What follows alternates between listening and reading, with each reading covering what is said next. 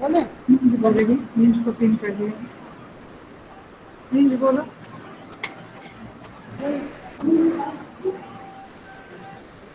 हमारे राष्ट्रीय महिला महाविद्यालय प्रांगण में आप सभी का ऑनलाइन स्वागत है। मैम आवाज नहीं आ रही है क्लियर।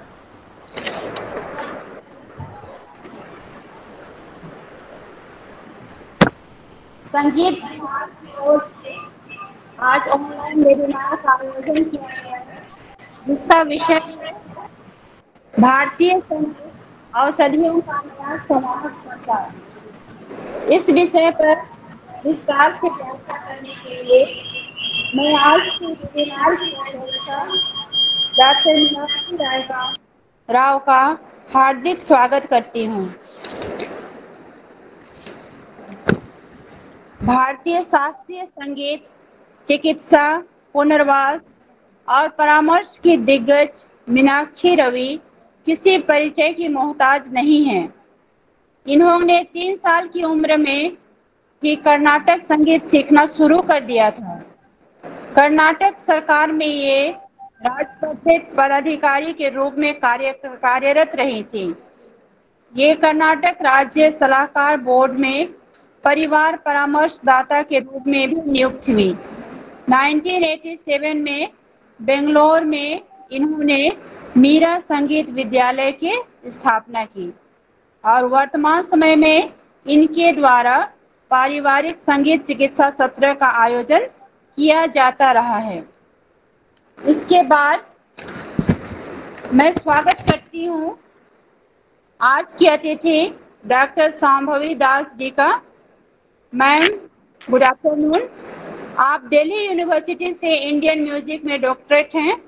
आपकी अपनी एकेडमी सुरीडेमी centre for music and music therapy के नाम से गुड़गांव में प्रचलित है और आप म्यूजिक थेरेपी के माध्यम से ही अपना सहयोग एवं योगदान लोगों को दे रही हैं। अब मैं संगीत विभाग की सहायक प्रोफेसर डॉक्टर रंजीता को आमंत्रित करती हूँ कि वो आए और आज का विषय प्रवेश कराएं। धन्यवाद।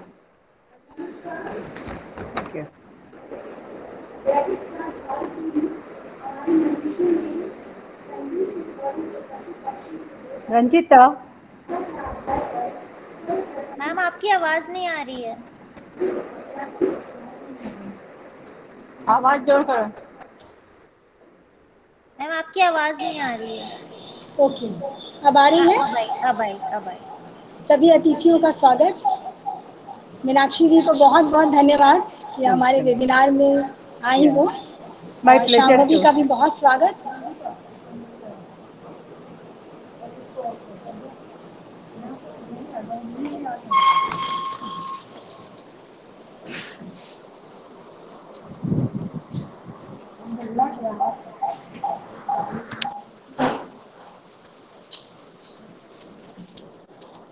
Shambhavi, tell them to mute, no? Others should mute. I request all of you to mute your sound, please. और रंजीता मैम, आपके ना 2 विंडोज खुले हैं, आप एक विंडो बंद कर दीजिए। हाँ, एक विंडो बंद कर दीजिए, आपका इको कर। आवाज आ रही है मेरी? हाँ, आपकी अब आ रही है। सब लोग अपना म्यूट कर लें प्लीज।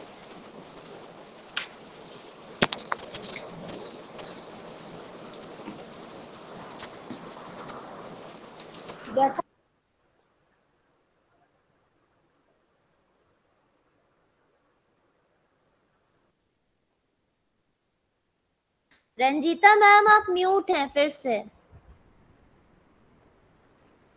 म्यूट हटाइए। हाँ, अब ठीक है, आएगा। जैसा कि विदित है कि आज हमारा वेबिनार का विषय है भारतीय संगीत औषधियों का नया संवाहक संसार। तो मैं वैदिक काल से शुरू करती हूँ, जो हमारी परंपरा खत्म सी हो गई थी और डॉक्टर मीनाक्षी रवि जैसे लोगों ने फिर उसकी शुरुआत की, है ना। तो वैदिक काल से ही हमारे मनीषियों ने संगीत के स्वरों को पशु पक्षी के बोल अर्थात तारता के आधार पर सर्वप्रथम 3, 5 और 7 स्वरों की स्थापना की। लेकिन आधुनिक काल में देखा जाए तो विदेशों में 20वीं सदी से ही भारतीय रागों की स्वर लहरियों पर काफी काम हुआ है, लेकिन हमारे देश में अभी इस पर काम होना शुरू हुआ है, जिसका सबसे ज्यादा श्रेय हमारी अध्यक्ष महोदया डॉक्टर मीनाक्षी रवि जी को जाता है। ये कर्नाटकी संगीत की ज्ञाता होने के साथ साथ म्यूजिक थेरेपिस्ट भी है। आज इनके संपर्क में डॉक्टर शांभवी दास जैसी शिष्याएं प्रशिक्षित होकर औषधियों के नए संवाहक संसार में नई नई संभावनाएं तलाश कर भारत को पुनः वैदिक काल से जोड़ने को तत्पर है। अपने गुरु के नक्शे कदम पर इन्होंने सुरडेमी की स्थापना की है। जिस प्रकार मैडम ने मीरा संगीत सेंटर की स्थापना की, उसी नक्शे कदम पे शांभवी जी ने भी सुरडेमी की स्थापना की है। और ये देश दुनिया में चल रही संगीत थेरेपी से संबंधित रिसर्च पर पैनी नजर रखती हैं। ये इंडियन म्यूजिक थेरेपी एसोसिएशन की मेंबर भी हैं। इस संस्थान में 400 से ज़्यादा लोग एवं 100 से ज़्यादा डॉक्टर्स जुड़े हुए हैं। ये संगीत थेरेपी से जुड़े लोगों को टूल्स और इक्विपमेंट प्रोवाइड कर इस रिसर्च को आगे बढ़ाने में काफ़ी मदद कर रहे हैं।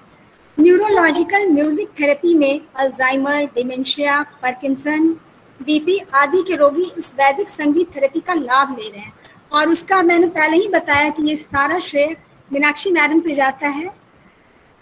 डॉक्टर शांभवी दास श्रद्धेय श्री मीनाक्षी रवि जी के रिसर्च टीम के साथ म्यूजिक सिग्नल एवं different sound frequency on the body पर काम कर डॉक्यूमेंटेशन भी किया है। ये कोरोना काल पेशेंट के साथ लगातार जुड़ी रही हैं। देखा जाए तो संगीत थेरेपी में बहुत से टूल्स एवं विधियां हैं, जिसमें राग चिकित्सा एक विधि है, जिसमें अलग अलग स्वरों का प्रभाव अलग अलग रोगों के लिए लाभदायक है। राग चिकित्सा का सबसे पहले मनोवैज्ञानिक असर होता है, जो प्राचीन काल में हुआ करता था और हम लोग उस परंपरा को भूल चुके थे। फिर विशिष्ट राग के स्वर लहरियों के द्वारा रोगी के चक्र, नाड़ी, हार्मोन, ग्रंथियों, इन सबों पे स्वरों का असर पड़ता है। अब मैं चाहूंगी कि मीनाक्षी मैडम आत्मदीपो भव के तर्ज पर इस प्रकार रागों को डोपामाइन और एंडोर्फिन बनाकर रोगियों को बिना दवा दिए साइड इफेक्ट रहित इलाज कर रही हैं। मैडम, इस पर कुछ प्रकाश डालें। Thank you. Thank you very much. Thank you very much.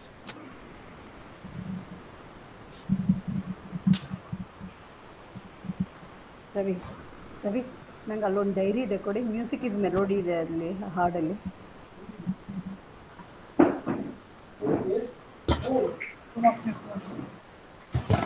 Shambhavi, when is mine?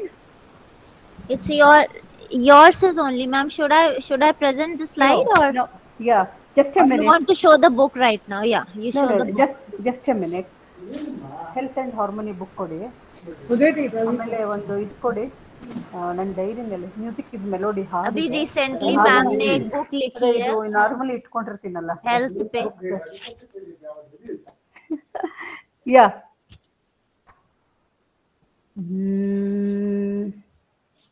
Just a minute. Give me just 1 minute. I'll come. Ready ಮಾಡ್ಕೋಬೇಕಾಗಿತ್ತು.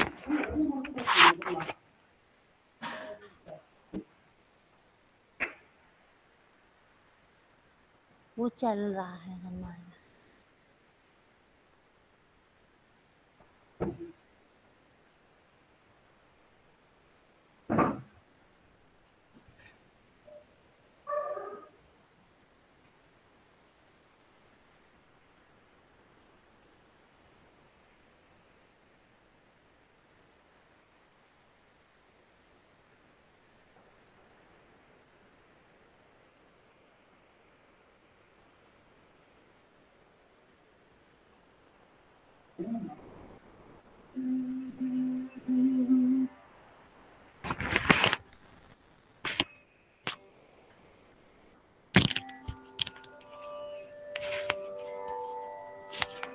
Thank you so much doctor Ranjita, आपने कितने दिन से आप लगी हुई हैं. I know.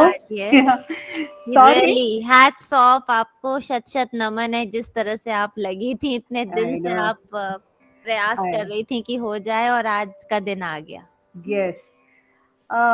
Yeah, thank you very much. To begin with, I want to thank Dr. Shambhavi for having recommended my name.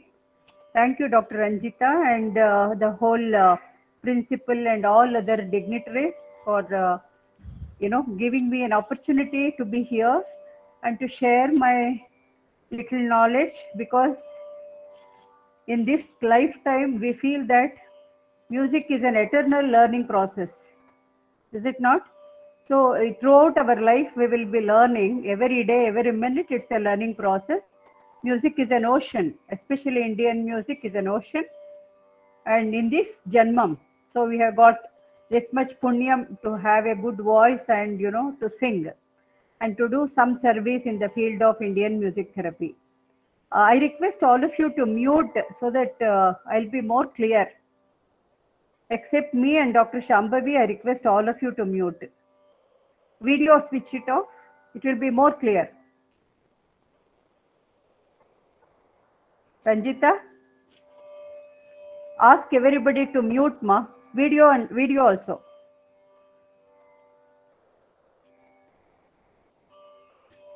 Shambhavi, am I audible? Yeah.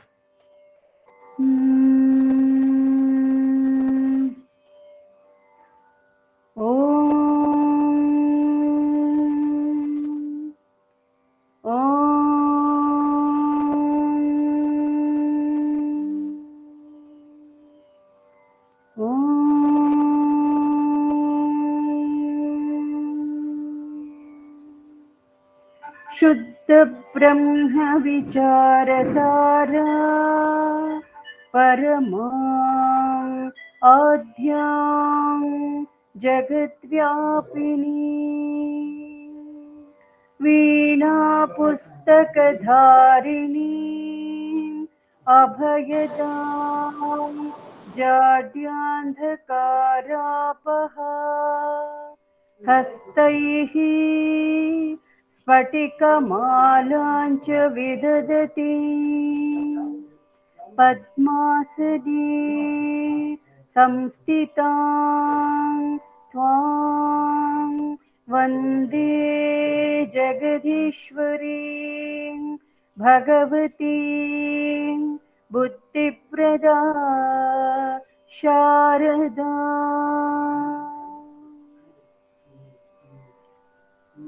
I'll begin my talk with definition of music and healing qualities of Indian music, which I have composed in English.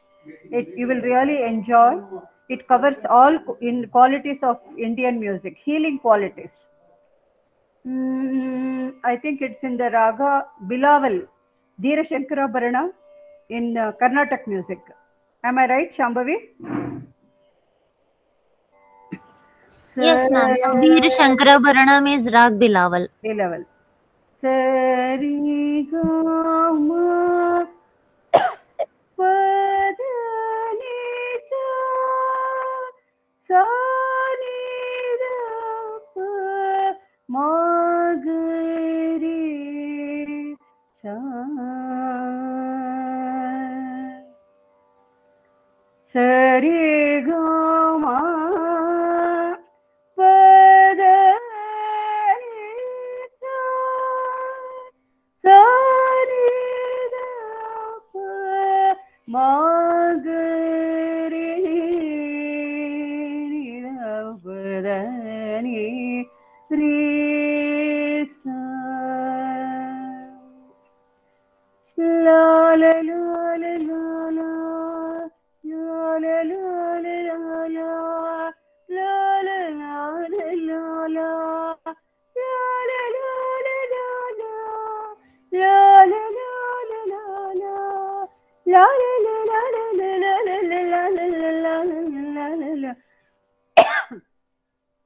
Music is melody, music is rhythm, music is harmony blended with pitch and tune.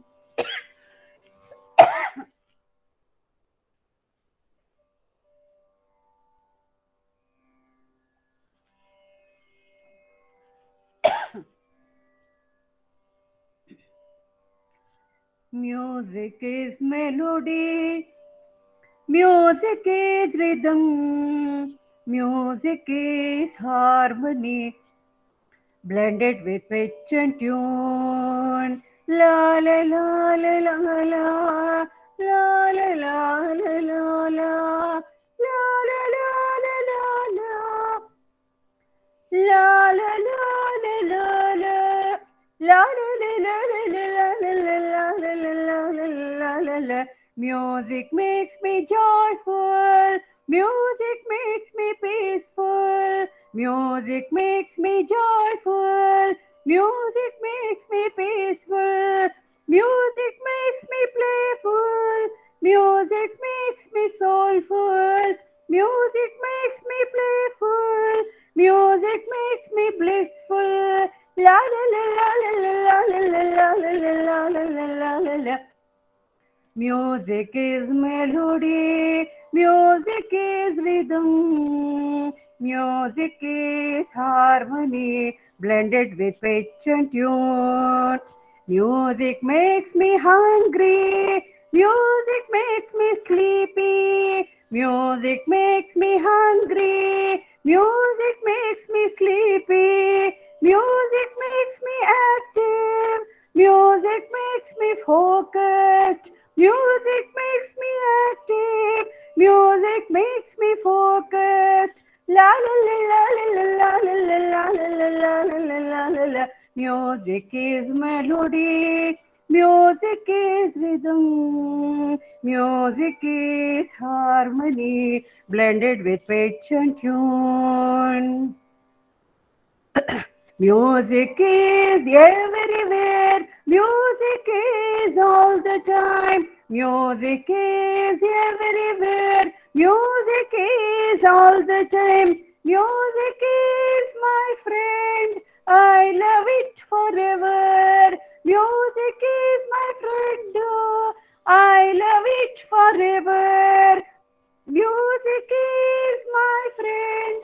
I love it forever. La la la la la la la la la la la la la. Music is melody. Music is rhythm. Music is harmony blended with pitch and tune. La la la la la la la la la la la la. La la la la la la la la la la la la la. La la la la la la la la la la la la la la. So, in one this composition, we off ಮಾಡ್ತಿರೋದ್ನ? So, what is the meaning of music? What are the healing qualities of Indian music? I have stated. Instead of explaining everything, I sang so that you will enjoy the melody as well as the lyrics. Okay. So now, Indian music, it is melody, which is universal, which is spiritual. When we sing, we identify ourselves with the vibrations. It makes us very calm. It makes us very creative. So the best part of music, I'll talk about Indian music, then coming to Carnatic music, what I am doing, I'll share with you.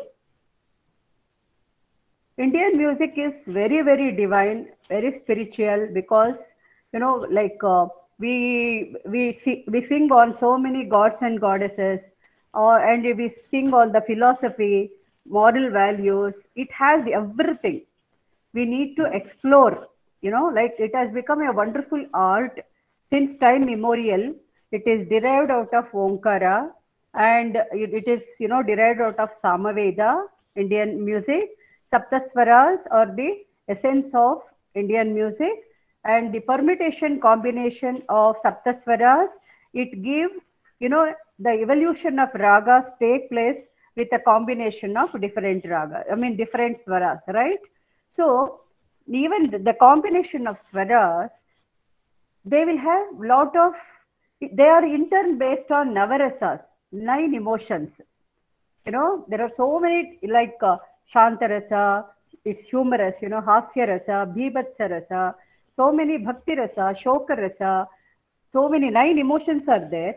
So when we sing different ragas, it will have different impact on the mind. It stirs different emotions. This is the main, basic principle of Indian music. Why it is therapeutic? Why it has got, such a positive impact on the holistic health of both listener as well as the artist. We experience lot of health, positive health when we sing, right? All of you are musicians. It is music department. You sing so many compositions. You sing ragas. You sing so many, technicalities of Hindustani music. Like we sing compositions. We sing alapana, then swaraprastar, nerval. So many, manodharma aspect of Indian music. So we have lot of different types of forms and techniques in Indian music. So everything, when we sing, we are singing, just as an art, we are singing. But there are so many processes taking place in the whole anatomy of our body, mind, and spirit without our knowledge. That is the beauty of Indian music. It transports us, it crosses the boundary of body, mind, and intellect, and directly it reaches to the spirit, the soul, the Atman. That is why spirituality and Indian music are two faces of single coin. Because we forget ourselves, we will be in utter bliss when we sing. That's why, all musicians and all students of music, you agree with me, you will become very, very happy. Like, whenever you are disturbed or whenever, you can experience meditation when you sing, right? So you will forget everything and you will be very happy and you will be very positive also. You will have a lot of positive emotions deriving out of music without our knowledge. This is the beauty of Indian music. Why it has got 100% impact on holistic health. Music is an art and science, both. We know it as an art. We don't know the scientific aspects of music, Indian music. Unfortunately, when compared to the global music, Indian music has got lot of therapeutic elements, holistic health elements it has. But Westerners, with their limited music, when compared to Indian music, Western music is very much limited. But with that, they have made it very systematic and scientific. They have made it as a therapeutic intervention in all medical, psychiatric, social rehabilitation, geriatric care, hospital management. I mean, in hospitals, this one pain management, in all aspects, neurological music. For all diseases, music therapy is part and parcel of the treatment in Western countries. But in India, though it has got immense depth and diversity, we are yet to explore. Fortunately, it is growing now. No, it is growing. Still, it is in infant stage. Lot of research have been going on in many hospitals and in many laboratories to find out the impact of Indian music on patients, different types of patients, old, geriatric care, that is elderly people, then mental patients, and what is the impact of ragas. In all spheres, research is going on.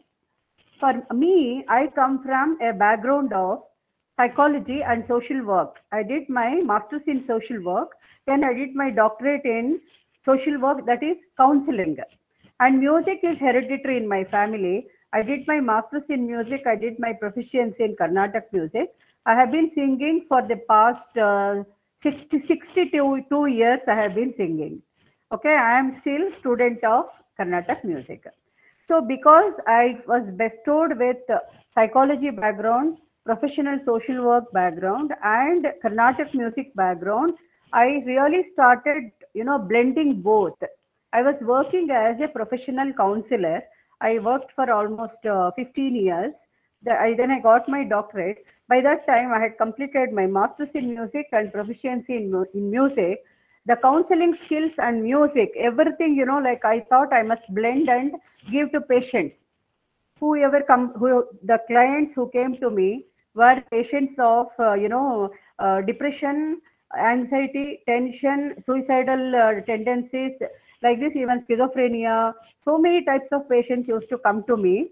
So I as a professional consultant, I was doing counseling also. Along with that, I started administering music therapy as an intervention. It really helped them a lot because they used to listen to beautiful ragas and even the very simple lyrics, which really touched, which made them to understand, it was an answer to their problems. See, I would have counseled them for many sessions, but one single song, single song in Kannada, because they were Kannada speaking people, single composition, it could reveal lot of truths for them, how to solve their problem, how to enrich their positivity, inner strength, mental strength. It really worked out very well. Then I asked them to compose the songs in their own way. Well, however they wanted, in a free, composing style, I requested them to do it. They did very well. They did in, some rhythmical sense. They started singing their own problem, what they want. It was such a beautiful ventilation, like instead of talking and crying, they started singing and, laughing. First, this thing, they felt very confident to express their problems, to ventilate their feelings. They felt very happy that they could compose. How practically it was experimented, I am sharing with you. Then objective, they started becoming from subjectivity to objectivity. Like, I have a problem. I think that, my God, the problem is so big. So, I'm in some intense depression. But when I see others, when I start sharing my problem with others, with the professional guidance of a counselor, I felt very, very relaxed. Then I felt, oh my God, she has got this type of problem. So much bad. It's worse than me. I am better. Okay, then come out of depression and start resolving the problem in an objective way. How to solve the problem? So they could, solve their problems and find inner strength. You got my point? So when a patient is disturbed and emotional, they can't do anything. When they become objective, when they are, when they are away from depression, they could definitely, understand their problem in a very objective way and solve their problem. At least they became very self-confident, very courageous, very optimistic. What else you need? This sort of shift in psychological level, positive level, emotional level, it gave me a lot of inspiration for me to take music therapy forward. I'll show my PPT now. Then I established Meera Center for Music Therapy Education and Research in 1987 in Bangalore. Both me and my husband, Karnataka Kalashri N.G. Ravi, is a very good Mridangam artist. We started teaching music and then, and holistic health element. This I will highlight. Yeah, this is as a therapeutic intervention, how I am using for special needs. I will show you. Next PPT. Shambhavi.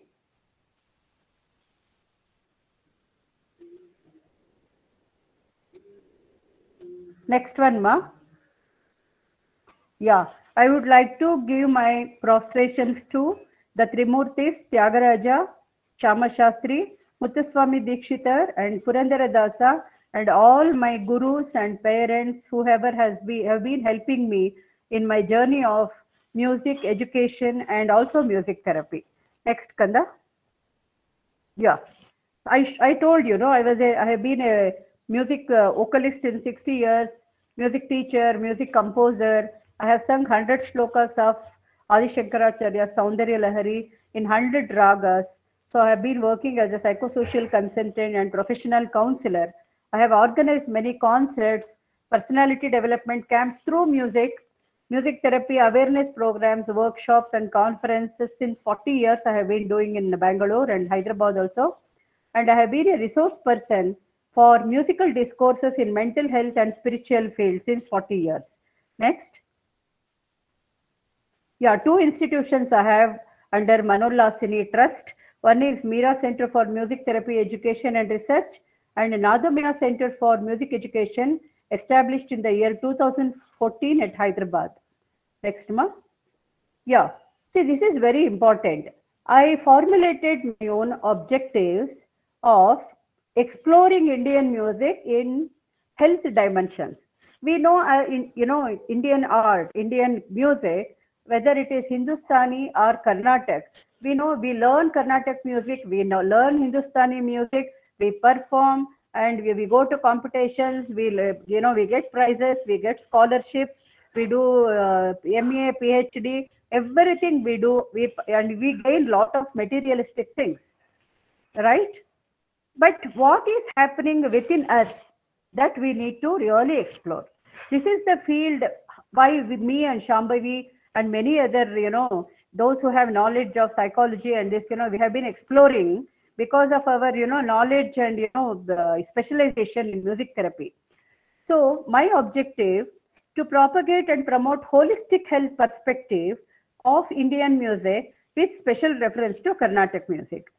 I started my journey of music as a whole, music and holistic health. Number one, as a promoter and medium for maintaining psychological health. Then music for physical fitness, physical health. Music as a promoter of social and moral values.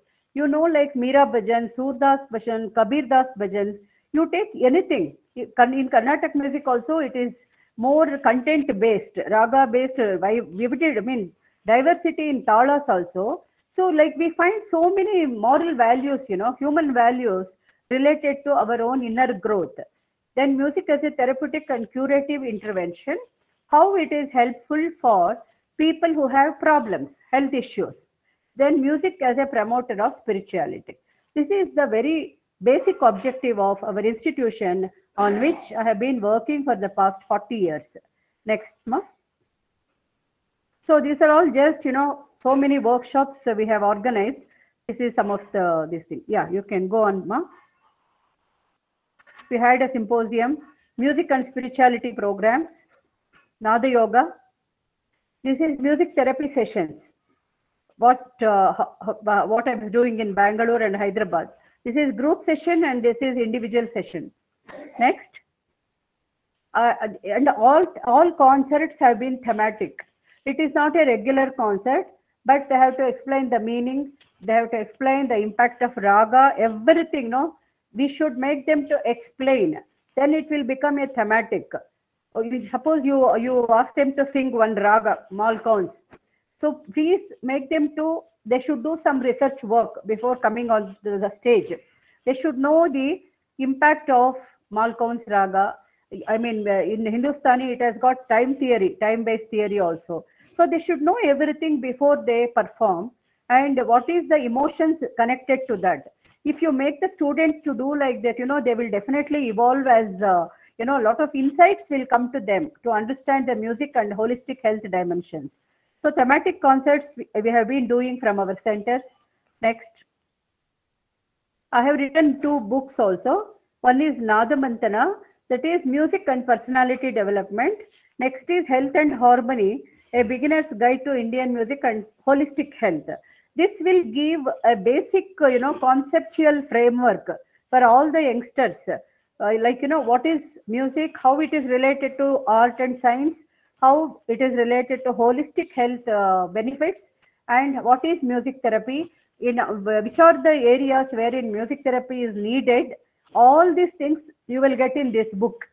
Next.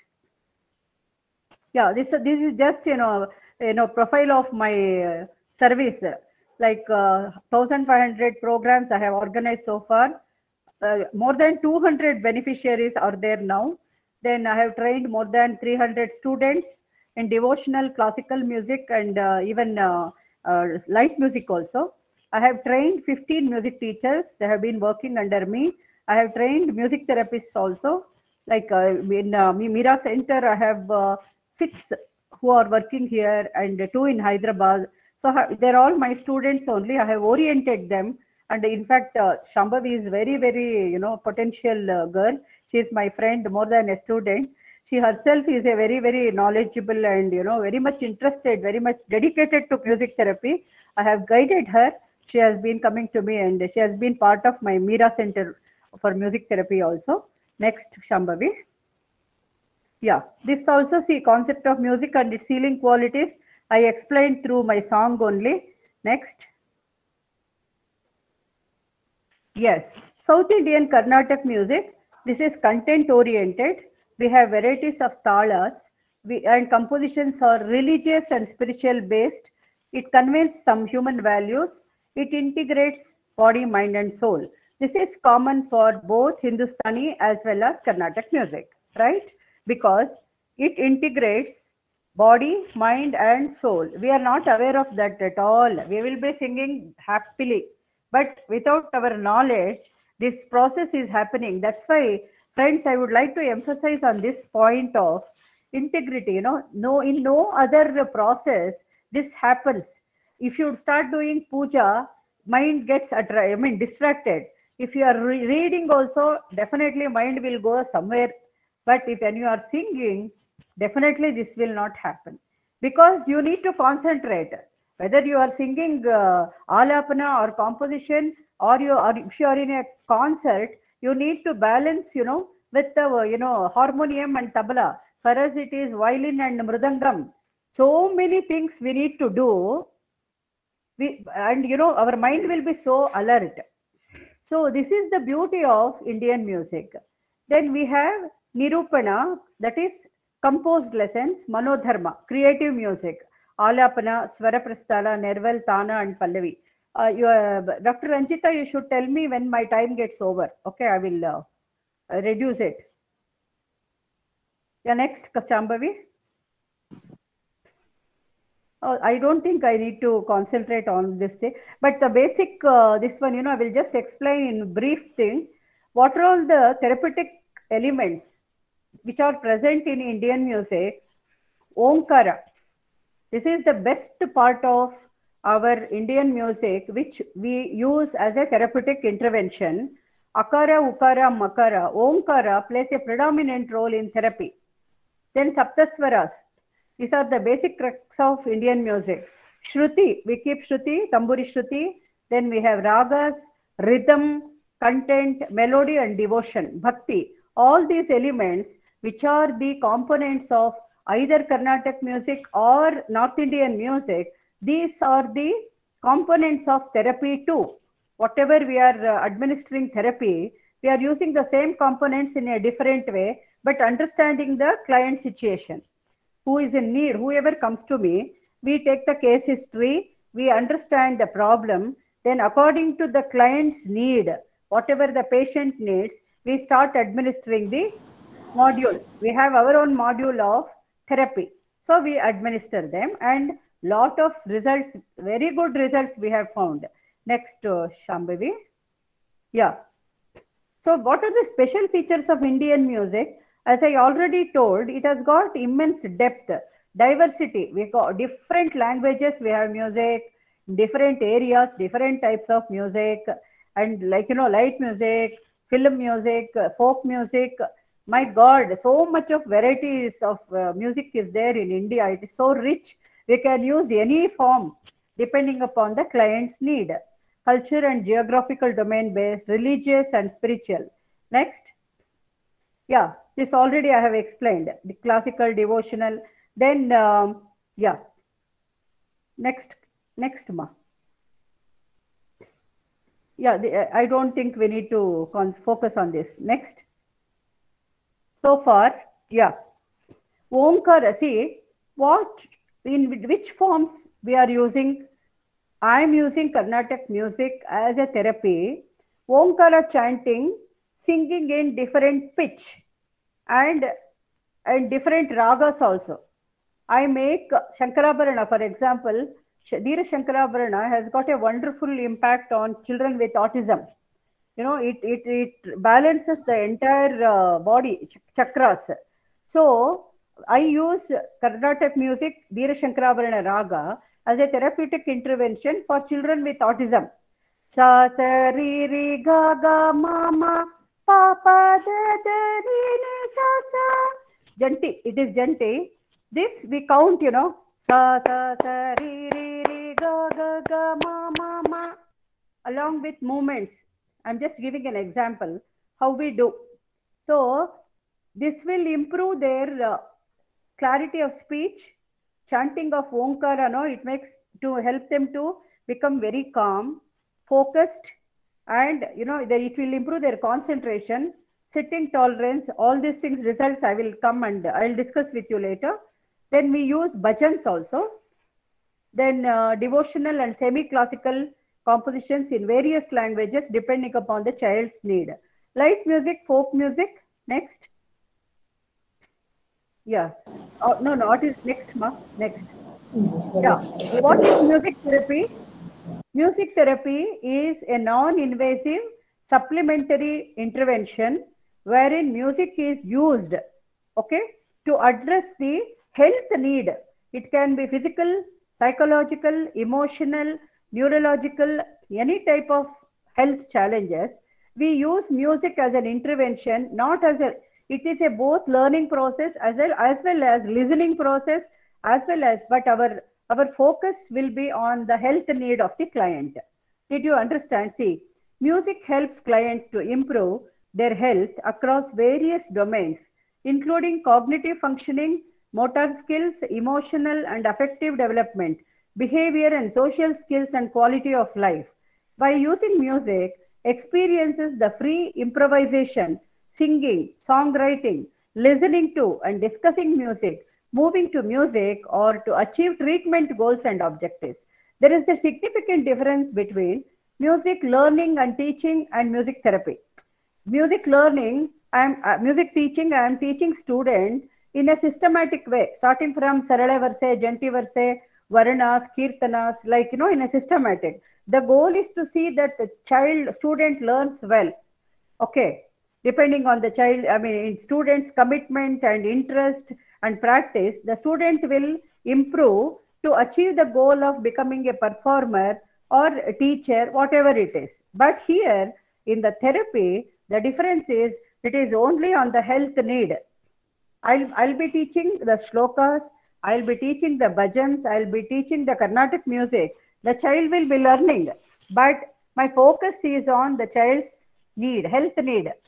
The child, for example, one child with autism, I get many cases I'm handling. They will be very restless, no eye contact, okay. Then sitting tolerance is very, very, very less. So most of these cases, have these problems.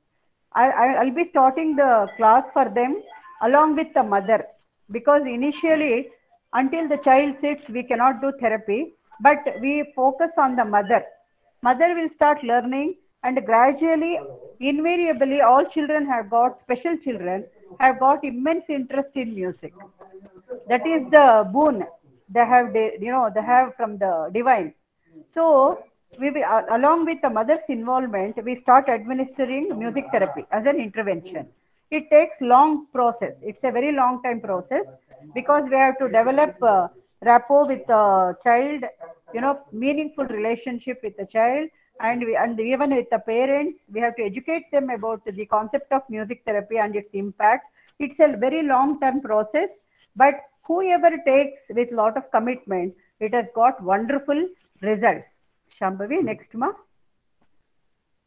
Yeah, so far in my center, I have handled clients with autism, ADHD, cerebral palsy, mental retardation, depression, anxiety and tension, schizophrenia, epilepsy and personality disorder, bipolar disorder, learning disabilities, and many more.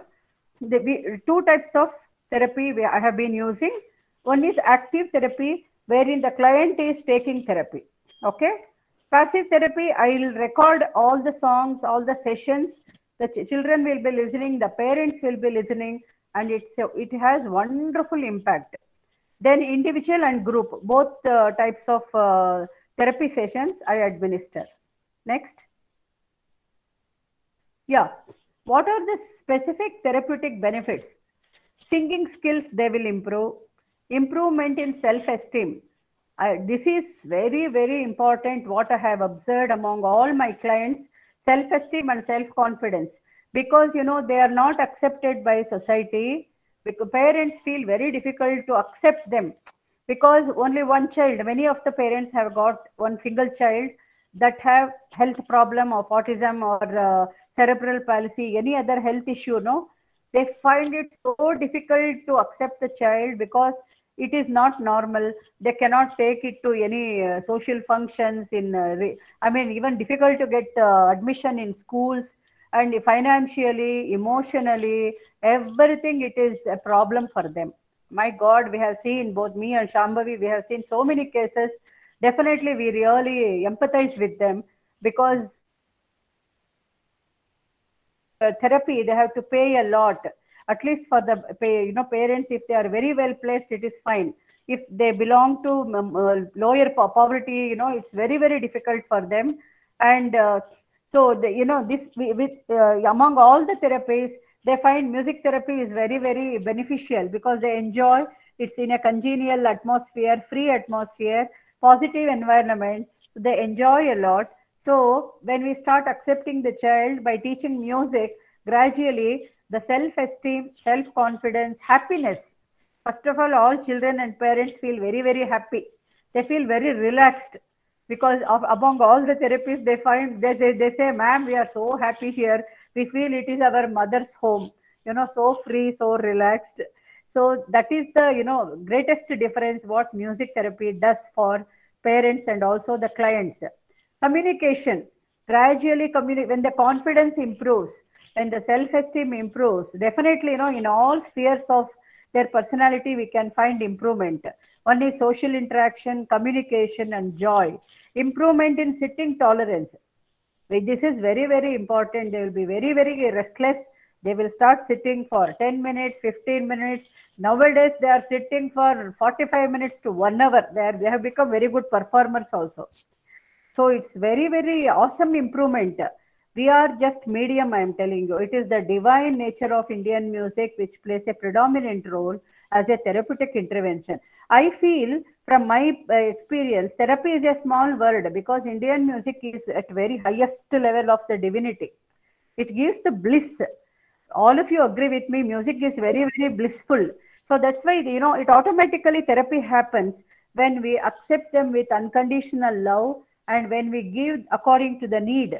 When we start the module administration in a proper dosage, and when the parents also cooperate, the wonders will happen through music therapy.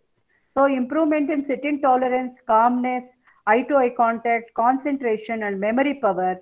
Improvement in scholastic abilities. This we have found in many clients. They have improved in all spheres, whether it is education or in whatever other fields. Playing, the one child with chanting of Omkara for 21 times, the child has improved in eating. Otherwise, the child used to eat in a very, very, nasty way. It never focused. The child never focused in eating. Then he started eating properly. Mother was feeling so happy. Ma'am, my child is eating properly in a very neat way. All these minute improvements among these patients, it really adds to the value of treatment. Next. Yeah. So this is what I have done, and I have worked with multiple types of cases, and autism, schizophrenia has been completely rehabilitated, and I have published also. And another pilot study I did with using many ragas on these patients of anxiety, depression, and long back I have it has been documented and published also. Like so many ragas, calmness I used Abhogi, then Vakulabharana, Khanada, all these ragas I used for bringing calmness, and the Shankarabharana, Bilahari, and Athana, all these ragas I used to stimulate the energy. Then for joy, Mohana, then Kapi Raga, Brindavani, so many ragas, like which have got combination of emotions I used. That also I experimented. It is a never-ending process. Until our last breath we can do so much. Even in the next janma also we can do. There is so much to do in Indian music therapy. But fortunately now lot of awareness is coming, and we I am just one small doing one small dot of service in the field of Carnatic music therapy. So this is in nutshell, and I mean, my experiences as a musician. I feel really very fortunate, blessed to do music therapy, because see, all can sing, all can perform, all can give shows on the TV channel, all can earn money, everything. That is one part. But this using music to help others in their health challenges, it is something very, very noble. And music has all the qualities. We just need to explore, because music is a wonderful science which is related to physics, mathematics, then it is related to psychology, it is related to neurology, it is related to the complete physiology of human being, and it is more than anything else, it is related to the divine spirituality. That's why it is a wholesome food. So we need to derive, all the elements from them, and we should give it to the patients whoever come to us. So this is in brief my journey of music therapy. I think I have taken more time. Thank you so much, Dr. Shambhavi and Dr. Ranjita, for giving me this wonderful opportunity to share my little knowledge and experience with all of you. Thank you so much, ma'am. Thank you. Yeah. It was great pleasure to have you here. Thank you. Thank you, Dr. Ranjita, for calling ma'am and for calling me.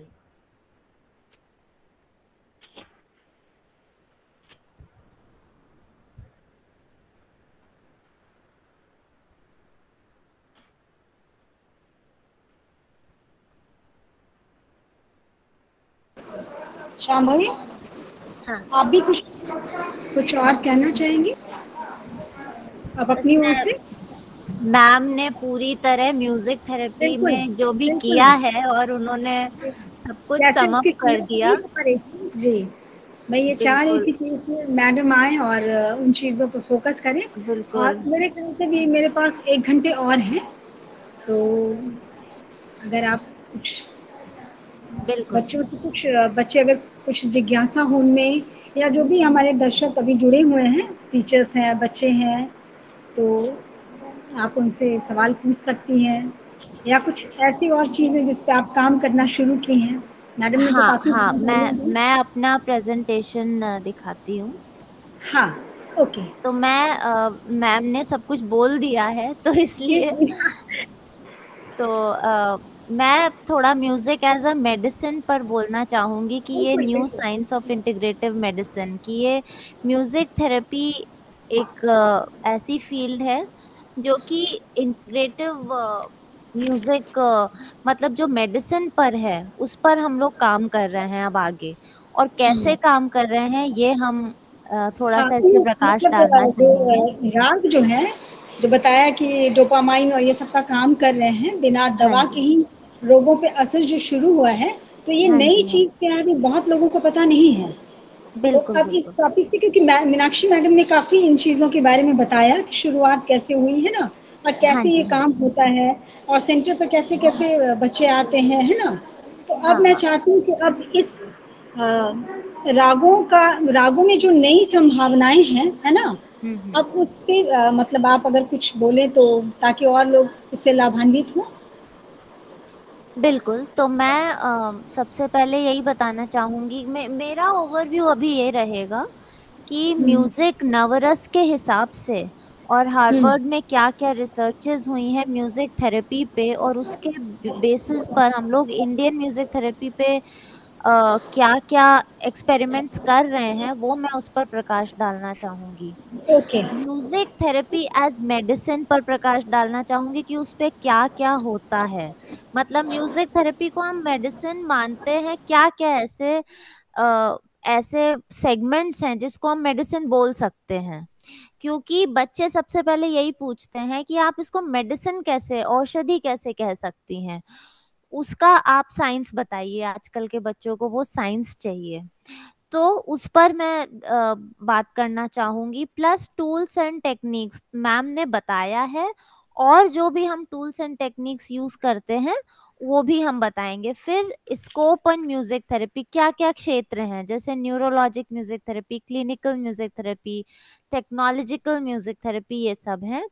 और मैं कुछ last में अगर time बचा तो videos दिखाना चाहूंगी कि हमारे बच्चे जो कि गाते थे वो किस तरह से परफॉर्म करते हैं। तो म्यूजिक थेरेपी क्या है ये मुझे बताने की जरूरत नहीं है, इतना बता सकती हूँ कि म्यूजिक थेरेपी में आपको एक डॉक्टर से ज्यादा म्यूजिशियन होना जरूरी है। म्यूजिशियन इसलिए होना जरूरी है क्योंकि एक तो होता है कि आपने सा रे गा मा पा धा नी सा, यस फ्रीक्वेंसीज आपको पता है एज अ म्यूजिशियन। अब आपको एक अच्छा म्यूजिशियन तब होगा जब आप उन फ्रीक्वेंसी के बीच में गा लेंगी और आपको पता होगा कि उसके बीच में गाने से क्या क्या नोट्स आ रहे हैं। सा रे गा मा पा, यानी कि किस तरह से हमें ऐसे गाना है कि हमें थेरेप्यूटिक म्यूजिक के हिसाब से गाना है, क्लाइंट के हिसाब से गाना है। अगर क्लाइंट हमारा डल है तो हमें हल्की सी मुर्की लानी पड़ेगी। फॉर एग्जाम्पल सा सा रे गा मा पा धा नी सा, स्टाइल डिफरेंट करना पड़ेगा। लेकिन अभी कोई बहुत ही एग्रेसिव बच्चा है या कोई एडल्ट है तो उसके लिए गाने के तरीके अलग हो जाते हैं। तो वो चीज हमारे राग में भी यही काम आता है कि राग को तो गाना सबको आता है, जितने भी म्यूजिशियंस हैं उनको राग गाना आता है। लेकिन म्यूजिक थेरेपिस्ट होने के लिए सबसे इम्पोर्टेंट है कि आपको बीच की फ्रीक्वेंसीज यानी जो हमारे स्वयंभू स्वर हैं उनको गाना आना चाहिए, जो दो स्वरों के बीच के स्वर हैं, और उनको कैसे गाना है, मीण कितनी लगानी है, कण कितना लगाना है, ये आना बहुत जरूरी है किसी वो भी एक फ्रीक्वेंसी के हिसाब से, क्लाइंट स्पेसिफिक। दूसरा एरिया आता है कि एक थेरेपिस्ट को मुझे जो लगता है कि एम्पैथेटिक होना चाहिए, यानी कि दूसरों के शूज पाँव में पैर रखकर देखना ही देखना है आपको। इसीलिए हम केस हिस्ट्री जब हम सेशंस देते हैं तो केस हिस्ट्री पे ज़्यादा टाइम खर्च करते हैं ताकि हम एक क्लाइंट को समझ सकें, उनके मन को जान सकें, उनके पूरे लाइक्स हैं, डिसलाइक हैं, उनके आचार विचार सबको जान सकें।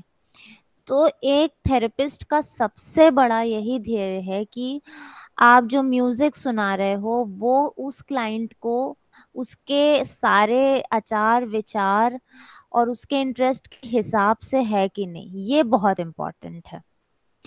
और थर्ड जो चौथा सबसे बड़ा रोल आता है वो आता है कि एक म्यूजिक थेरेपिस्ट से क्लाइंट का कैसा रिलेशनशिप है। जैसे इवन अगर हमने आजकल देखा होगा कि जब हमारे पेरेंट्स से ही किसी बच्चे का कम कनेक्ट बनता है, किसी बच्चे का ज्यादा कनेक्ट बनता है। अब आप बोलोगे अरे माँ से तो बन ही रहा है, लेकिन उसके अंदर का कैसा कनेक्ट है ये वो बच्चा ही जानता है, ये आप नहीं बता सकते। उस हिसाब से ही उसका पूरा भविष्य, उसका जो भी रोजमर्रा की जो लाइफ है, उसके दिमाग में जो जो ख्याल आ रहे हैं उसी से रिलेटेड है कि उसके माँ से, उसके फादर से उसका क्या कनेक्ट है। यही काम थेरेपिस्ट का है कि हम जितना ही उस बच्चे के हिसाब से, उसकी साइकोलॉजी के हिसाब से, उसके एंगल से सोचकर, उसके दृष्टिकोणों से सोचेंगे उतना ही हम एक अच्छे म्यूजिक थेरेपिस्ट कहलाएंगे। अगर मुझे लगता है ये क्वालिटी अगर हम में नहीं है, जैसे कई बार मेरे साथ होता है कि डिप्रेशन के एडल्ट पेशेंट्स भी हैं, वो मुझे बोलते हैं कि आप ऐसा कैसे कह रही हैं, आप बिल्कुल गलत कह रही हैं। तो हमें रुकना पड़ता है कि नहीं नहीं, अगर ये गलत है तो मुझे बोलना पड़ता है कि हाँ बिल्कुल गलत है, आप बिल्कुल। फिर धीरे धीरे आपको उनके थॉट्स को समझना पड़ेगा कि ऐसा क्यों है। इससे हमारे अंदर भी एक पेशेंस आता है, एक वो आता है कि हाँ हम हमेशा सही नहीं है। अगर इसके मतलब अगर वो हमारे क्लाइंट को पसंद नहीं आ रहा है तो मतलब हमारे उसको समझने में कुछ गलतियां हुई हैं। ये ट्रायल एंड एरर मेथड से भी होता है कि कई बार हम अपने ही कुछ मेथड्स यूज करते हैं बच्चे को काउंसल करने में, या उसकी मदर को या उसके फादर को काउंसल करने में कुछ यूज करते हैं, और वो चीज टेस्ट होता है धीरे। कुछ कुछ केसेस में मेथड्स काम कर जाते हैं, कुछ केसेस में मेथड्स नहीं काम करते हैं। जैसे मैंने देखा है कि कुछ मदर्स हैं वो ऑटिस्टिक बच्चों को डांट ज्यादा रही हैं, और बार बार उसका, अगर वो मेरी तरफ नहीं देख रहा है, अब वो उसे मेरी ही तरफ देखना है अगर, तो वो ऑटिस्टिक क्यों हुआ फिर? वो ऑटिज्म मीन्स कि बच्चे को आई कांटेक्ट की प्रॉब्लम है, उसको सोशल डिसऑर्डर है, और उसकी मदर बार बार उसको, तो मुझे बोलना पड़ता था कि अगर आप इसको इतना बोलेंगी तो मुझे आपका आना बंद करवाना पड़ेगा। तो ये समझना बहुत जरूरी है कि बच्चे को उस वक्त क्या पसंद आ रहा है। म्यूजिकल सेशंस भी उसी हिसाब से हमें रखने हैं। आते हैं इंडियन म्यूजिक पे। मैम ने बताया है, एक शॉर्ट में बताएंगे कि इंडियन म्यूजिक थेरेपी जो हमारी है उसमें नाद योग, कुछ ऐसे टूल्स हैं। नाद योग, बीज मंत्रास यानी जो हमारे चक्र के बीज मंत्रा हैं उस पे रिलेटेड है। सप्त स्वराज उपचार यानी कि मैम ने बताया सारेगामा आपको कैसे बोलना है। राग चिकित्सा एक टूल है। चक्रा स्वराज हीलिंग यानी चक्र, हर चक्रा के एक कुछ ना कुछ साउंड्स होते हैं, उनको हमें एक्टिवेट करना होता है। गायन वादन नृत्यम, मतलब किसी बच्चे को गायन पसंद है तो हमें उस हिसाब से गायन ज्यादा करवाना पड़ेगा। कुछ बच्चों को, स्पेशली ऑटिज्म को आपने देखा होगा कि इंस्ट्रूमेंटल ज्यादा पसंद है, तो इंस्ट्रूमेंटल में क्या पसंद है वो सब जान के और हमें उसी हिसाब से उसको वही करवाना चाहिए। लय ताल यानी कि रिदमिक इंटरवेंशन, तो रिदमिक इंटरवेंशन का भी एक हम आपको उदाहरण देंगे। ये सबसे अच्छी चीज है कि हमारे इंडियन म्यूजिक थेरेपी में कितनी टूल्स हैं। ध्वनि संस्कार, ध्वनि संस्कार यानी कि जैसे अब अभी अगर आपको अभी टाइम है तो मैं कुछ आपको करवाना चाहूंगी। आप ये म्यूजिक सुन रहे होंगे, ये तानपुरे की आवाज है। अब इसके हिसाब से आपको पेट से आवाज निकालनी है। पेट से यानी कि गले से नहीं गाना, ओ ये नहीं करना है, बहुत रूड हो जाएगा। आपको ये ध्यान देना, ये माइंडफुलनेस गेम है। जब आप गा रहे हो तो आपके पेट अंदर चले जाए, बिल्कुल पेट अंदर की तरफ। जैसे हमने सांस लिया,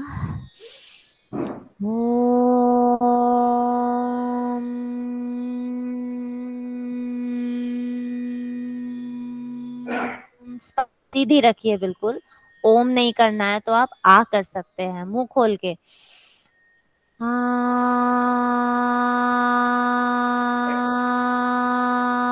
आपको अपनी आवाज भी टेस्ट करनी है, हिलनी नहीं चाहिए बिल्कुल। अगर हिल रही है मतलब आप पेट से नहीं गा रहे हैं। तो ये आपका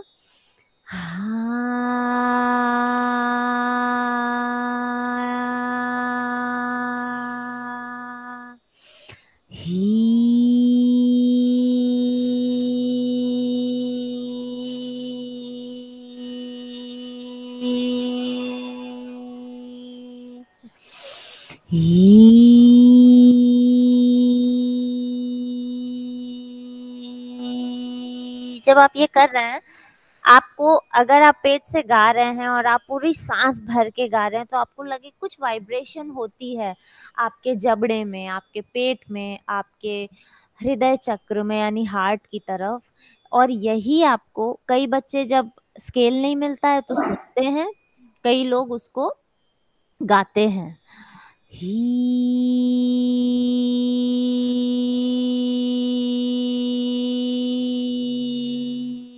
तो इस तरह से वॉवल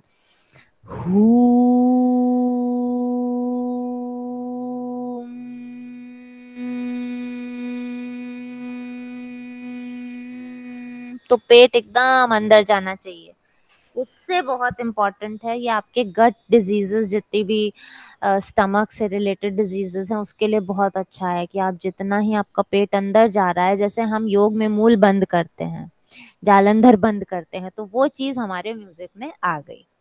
ओमकारनाथ मैम ने आपको बता दिया है। नाद प्राणायाम एक चीज होती है कि प्राणायाम नाद के हिसाब से, मैं अभी अपना स्लाइड ऑफ करके आपको बताती हूँ कि नाद प्राणायाम का क्या है। जैसे मैं बैठी हूँ ऐसे सा, तो अब मेरा पेट अंदर, हर बार मुझे सांस लेनी पड़ेगी, तो मेरा पेट अंदर जा रहा है। जैसे आप प्राणायाम है कपाल भाती, यानी कि आप अंदर करते हो, तो सा रे गा मा पा धा नी सा। तो हर बार आपने किया, आपको इतनी ताकत लगेगी कि आपको भूख लग जाएगी। और लेकिन ये जब आप नाद प्राणायाम कर रहे हैं, सा रे गा मा पा धा नी सा नी धा पा मा गा रे सा। अब वैसे तो योग में आप बोलेंगे कि ये तो हम नॉर्मल योग कर सकते हैं, लेकिन जब हम म्यूजिक के साथ कर रहे हैं तो आपकी जो सारे गामा की जो हर ऑर्गन आपका जो शारीरिक अंग है, वो कुछ ना कुछ आपको फ्रीक्वेंसी दे रहा है, तो वो फ्रीक्वेंसी पे जा रहा है। सा रे, जैसे सा मूलाधार चक्र है, रे स्वादिष्ठान, ग मणिपुर, हर ऑर्गन के अपनी फ्रीक्वेंसीज हैं। तो जब आप प्राणायाम करेंगे यानी सांस भरेंगे, और आप अपनी ये जो 3 नाड़ियां यहाँ पर होती हैं, ईड़ा पिंगला सुषुम्ना नाड़ीज होती हैं, और जब उसको बैलेंस करेंगे, तो बैलेंस कैसे करेंगे, ये एक कॉन्क्रीट तरीका है। अब ऐसे तो मैं आपको बोलती रहूं कि नहीं आपको नाड़ी बैलेंस करनी है, आप समझेंगे ही नहीं, क्योंकि उसके लिए आपको स्पिरिचुअल जोन में, और बच्चे तो बिल्कुल भी नहीं समझेंगे, उसके लिए स्पिरिचुअल जोन में जाना पड़ेगा। और अगर आप ये म्यूजिक एक तरीका है जिसमें कि आप उसे कॉन्क्रीट हम बता रहे हैं कि हाँ आप करो, ओम हा हा हा हा हा हा हा हा, या फिर अलंकार कर दिया हमने, सा सा रे गा मा पा धा नी सा नि धा पा मा गा रे सा। यहाँ पे बिल्कुल डिजीनेस होता है, लेकिन यहाँ पे डिजीनेस होना अच्छी चीज है। इसके मतलब आपके अंदर एक एनर्जी, एक जो पेट की एनर्जी है वो बढ़ रही है। तो ये इसे कहते हैं नाद प्राणायाम। और मैंने इस बार कोविड के पेशेंट्स के साथ भी शंख भी बजवाया था, और नाद प्राणायाम से उनका ऑक्सीजन लेवल मैंने काम किया था। इस बार वाला नहीं, जो फर्स्ट वेव आई थी उस पर काम किया था, और मैंने बहुत अच्छे चेंजेस देखे थे। उनका ऑक्सीजन लेवल 85 से 90 तक आ गया था, 95 तक। It was a very good, मेरे लिए भी बहुत बड़ी बात थी। मैं वापस जाती हूँ। तो ये बहुत नाद प्राणायाम यानी नाद योग, वैदिक मंत्रास और चैंट्स भी हम करवाते हैं, जो कि बच्चे के लिए स्पीच, जिसको स्पीच इश्यूज हैं, बहुत इम्पोर्टेंट है। जैसे हम वो करवाते हैं, जटाकटाह संभ्रमं भ्रमन्निलिल्प निर्जरी विलोल वीच वल्लरी विराजमान मूर्धनि धगत धगत धगत। एक तो धगत धगत बोलने में बच्चों को मजा भी आता है कि एक ही चीज रिपीटेटिव चल रहा है, तो उनको मजा आता है। और दूसरा, इससे स्पीच प्रॉब्लम्स, विष्णु सहस्त्र नाम, और भी चैंट्स हैं, सौंदर्य लहरी के कुछ चैंट्स हैं, तो जो कि मैम ने ही मुझे सिखाए थे। ये सारे चैंट्स बोलने से बहुत स्पीच इश्यूज, जो स्पीच डिसऑर्डर्स हैं, वॉइस डिसऑर्डर्स हैं, यानी विशुद्धि चक्र हमारा जो एक थ्रोट का चक्र है, उसके डिसऑर्डर्स काफी, थायराइड ठीक होता है चैंट्स बोलने से। इस पे हमने काम कर रखा है। नाद अनुसंधाना एक चक्र हीलिंग, नाद अनुसंधाना यानी कि चक्रों को स्वरों के थ्रू एक्टिवेट करना, उन्हें बैलेंस करना। बैलेंस यानी कि जो चक्र के साथ जो जो तत्व रिलेटेड है, यानी कि सा, वो उसको बैलेंस करना। ये भी एक साइंस है, मैं आगे थोड़ी बिल्कुल नटशेल में बताऊंगी। सप्त स्वरा उपचार, लय ताल उपचार। लय ताल बहुत ही इंटरेस्टिंग है। मैं आपको थोड़ा सा एक वो दूंगी, आप भी साथ में कर सकते हैं कि आपने एक ताली बजाई, अब आप पहले पैटर्न देखो, 1 2 3 4 5 6 7 8 9 10 11 12 13 14 15 16। मैंने क्या पैटर्न किया, अभी जब तक मैं बोलूंगी नहीं आप समझोगे नहीं, फिर से 1 2 3 4 5 6 7 8 9 10 11 12 13 14 15 16, 16 ही करा मैंने। तो मैंने क्या किया, पैटर्न दिया, एक ताली मारी, एक उंगली रखी, एक ताली मारी, दो उंगली रखी, एक ताली मारी, तीन उंगली, एक ताली चार उंगली, और 15 16 यानी कि खाली, मतलब इसको ऐसे वेव कर दिया। अब आप इसको आप भी कर सकते हैं, 1 2 3 4 5 6 7 8 9 10 11 12 13 14 15 16। तो इससे अब दिक्कत ये है कि अभी अगर ध्यान हटा आपका, ये माइंडफुलनेस गेम है, ध्यान हटा तो आपका ये ताली मारना वो हो जाएगा। तो 1 2 1 2 3 1 2 3 4 1 2 3 4 5 1, फिर 5 6 7, लास्ट वाला ऐसे हो गया। तो मतलब मैं ऐसे कर रही हूँ। तो ये इसी तरह हम ताल के साथ करते हैं, धा दिन दिन धा, धा दिन दिन धा, धा तिन तिन ता, ता दिन दिन धा।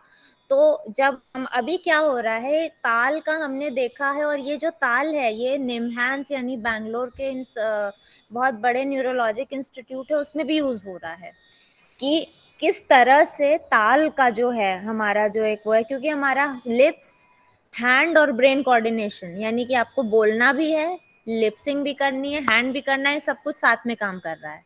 अगर हमने मृदंगम या तबला बजवाया है तो तबले के साथ आपको ठेका भी देना है, सोच के भी रखना है कैसे पूरा रिदम कैसे काम कर रहा है, तीनों। इससे कॉग्निशन यानी ब्रेन फंक्शनिंग, जो मोटर स्किल्स हैं, बहुत अच्छे से इम्प्रूव होती हैं। तो और हमारी तालें भी इसी तरह से बनी हुई हैं, दिन दिन धागे तिरकिट तू ना कत्ता, धागे तिरकिट दी ना, दिन दिन धागे तिरकिट तू ना कत्ता। तो क्या किया, 1 2 3 4 5 6 7 8 9 10 11 12, बस 12 बीट्स देनी है, 1 2 3 4 5 6 7 8 9 10 11 12। अब ये याद करना होगा, मान लो 1 2 3 4 5 6 7 8 9 10 11 12, ये हम बच्चों को कराते हैं और ये बहुत ज़्यादा असर करता है। तो जो हमारी जो तालें हैं वो इसी तरह से डिजाइन्ड है, बिल्कुल ब्रेन के पर्पस के लिए। स्वर ताल बोध, यानी कि अगर हमने स्वर और ताल हमने दे दिया, तो आपको दिख रहा है स्लाइड, राग चिकित्सा, राग धुन, जैसे कई लोग नहीं इन सब में इंटरेस्टेड हैं, या स्ट्रेस मैनेजमेंट है, एंजाइटी मैनेजमेंट है, तो राग धुन की जैसे हमने एग्जैक्टली राग नहीं सुनाई है, उसके गाने सुना दिए हैं। जैसे यमन जो है वो इम्यूनिटी पे काम करता है, और ये जो प्यूबर्टी वाली जो बच्चे हैं, जो जिनको मेंस्ट्रुएशन शुरू हो गए हैं, तो मेंस्ट्रुएशन की वजह से उनके मूड स्विंग बहुत हो जाते हैं, उनके ऊपर बहुत काम करता है। और मैंने तो नहीं, मेरी जो गुरु हैं विदुषी राजम शंकर, बहुत बड़ी म्यूजिक थेरेपिस्ट हैं, उन्होंने काम किया था कि एक लेडी को 2 महीने से पीरियड्स नहीं हो रहे थे, उन्होंने यमन गाने को बोला 20 मिनट रोज, उसके पीरियड्स शुरू हो गए, और जब वो गाना बंद करती थी नेक्स्ट मंथ उसने गाना बंद कर दिया, तो उसके फिर रुक गए, फिर उसने 1 महीना पूरा गाया और उसको रेगुलर पीरियड्स हुए। तो पीरियड्स का भी इससे बहुत ज़्यादा यमन से रिलेशन है। तो हम यमन अब आपको सिखाने बैठेंगे तो टाइम लगेगा, तो हमने आपको उसका गाना बता दिया, सा नी रे गा, ये मोह मोह के धागे तेरी उंगलियों से जा उलझे, कोई टोह टोह ना लागे, किस तरह गिरहा ये सुलझे, है रोम रोम एक तारा। तो मैंने क्या किया कि गाना उसका बता के नोटेशन दे दी, ताकि बच्चे को इंटरेस्ट भी आए। नीरे गा गा गा गा मरे सानी, नीरे पारे गा रे सानी सा सा, कोई टोह टोह नाला। और स्पेशली ये एडल्ट्स पे काम करता है। एडल्ट्स थोड़े से अक्खड़ होते हैं, नहीं नहीं मुझे क्लासिकल में इंटरेस्ट नहीं है, थोड़ा उन्होंने सुना नहीं है, तो मैं बोलती हूँ ठीक है, नहीं इंटरेस्ट है कोई बात नहीं, आप राग धुन सुन लो। म्यूजिकल गेम्स है, ये सब प्लेज हैं, म्यूजिक कॉम्पोजिशन, क्राफ्टिंग, ये सब बच्चों के काम आते हैं बहुत ज़्यादा। म्यूजिकल गेम्स यानी कि हमने बच्चों को कुछ वर्ड्स दे दिए, जैसे हमने आजकल मॉनसून चल रहा है तो बादल, सावन, पानी, इस तरह से 4 वर्ड्स दे दिए और बोले इन वर्ड्स को यूज़ करके आप म्यूज़िक बनाओ, दिस इज़ म्यूज़िक कॉम्पोजिशन। फिर कोई गाना है, उस ट्यून पर दूसरा गाना गाओ, जैसे सा बम बम बोले मस्ती में डोले, बम बम बोले मस्ती में तू डोल रे। अब इसमें अगर मैंने बोला उठे सबके कदम देखो रम पम पम, नाउ मर्ज दीज 2 सॉन्ग्स। उठे सबके कदम देखो रम पम पम पम पम, उठे सबके कदम रम पम पम पम बोल रे। इस तरह से हमने 2 गानों को हम लोग जब मर्ज करते हैं तो इस बहुत सारे टूल्स हैं, वो क्लाइंट स्पेसिफिक हैं जिसको हमें यूज करनी होती है। मैं आपको ये बताना चाहूंगी कि एंशिएंट म्यूजिक थेरेपी भी एक चीज होती है। संगीत, ये जो भी हम बोल रहे हैं म्यूजिक चक्रा से रिलेटेड, वो हमारी एंशिएंट स्क्रिप्चर्स में लिखा हुआ है। कुछ है संगीत कल्पद्रुमम, संगीत रत्नाकर, बृहदेशी, गोरक्ष संहिता, और ये रिसेंट बुक है विदुषी राजम शंकर की healing powers of Indian music, ये रिसेंट बुक है। लेकिन जो बाकी की मैं बता रही हूँ ये सब संस्कृत में, ये सारे हमारे एविडेंसेस हैं कि ये हमारी जो भारतीय संस्कृति है, जो संगीत की संस्कृति है, ये हम लोग अपने तरीके से नहीं बोल रहे हैं, ये सब कुछ लिखा गया है। कुछ इंडियन इंस्ट्रूमेंट्स हैं जिनसे हम साउंड हीलिंग करते हैं। शंख, जैसे कि मैंने बोला, शंख बजाने से ऑक्सीजन बहुत हाई होता है, उससे रेस्पिरेशन की बहुत सारी प्रॉब्लम्स चली जाती हैं, और हमने ये कोरोना पेशेंट्स पे ट्राई किया था। तबला, हारमोनियम, वीणा, ओमकार नाद, तानपुरा, मृदंगम, तबला, ये सब इंस्ट्रूमेंट्स बिल्कुल हीलिंग के लिए यूज होता है। कॉन्च शेल, सितारा। राग चिकित्सा पर मैं ज्यादा नहीं बोलूंगी, आपको पता है कि कैसे हम वो करते हैं। बस हम ये बताना चाहेंगे कि किस तरह से हमारे पंच तत्व और चक्र से रागों का कनेक्शन है। तो हमारे इस प्राइम 7 चक्र हैं, एक्चुअली हमारे पूरी बॉडी में चक्र हैं, लेकिन ये चक्र हैं जो बिल्कुल बॉडी के बीचों बीच पड़ते हैं, और जो हमारी 3 नाड़ी हैं, जो ईड़ा, पिंगला, सुषुम्ना नाड़ी है, उसको छूते हुए निकलते हैं बीचों बीच से, तो इसलिए ये चक्र बहुत ज्यादा प्राइम माने जाते हैं। अच्छा, ये चक्र हमारे जो पंच तत्व हैं उनसे भी संबंधित हैं, यानी कि सा यानी अगर मूलाधार करें तो वो भू तत्व से है, स्वादिष्ठान जल तत्व, मणिपुर अग्नि तत्व, अनाहत चक्र वायु से, वायु अब आप पता ही है यहाँ पे हमारा रेस्पिरेशन पॉइंट होता है माँ पे, तो वो हमारा वायु तत्व है। पंचम है जो आपका विशुद्धि चक्र है, थ्रोट चक्र है, वो प से रिलेटेड है, और इसका जो बॉडी है वो ध्वनि है, साउंड है, वॉइस। आज्ञा चक्र भवों के बीचों बीच है, वो ध से रिलेटेड है, इसका तत्व है आकाश। नी का भी तत्व आकाश है, ये सहस्रार चक्र है जो ब्रह्मरंध्र माना जाता है।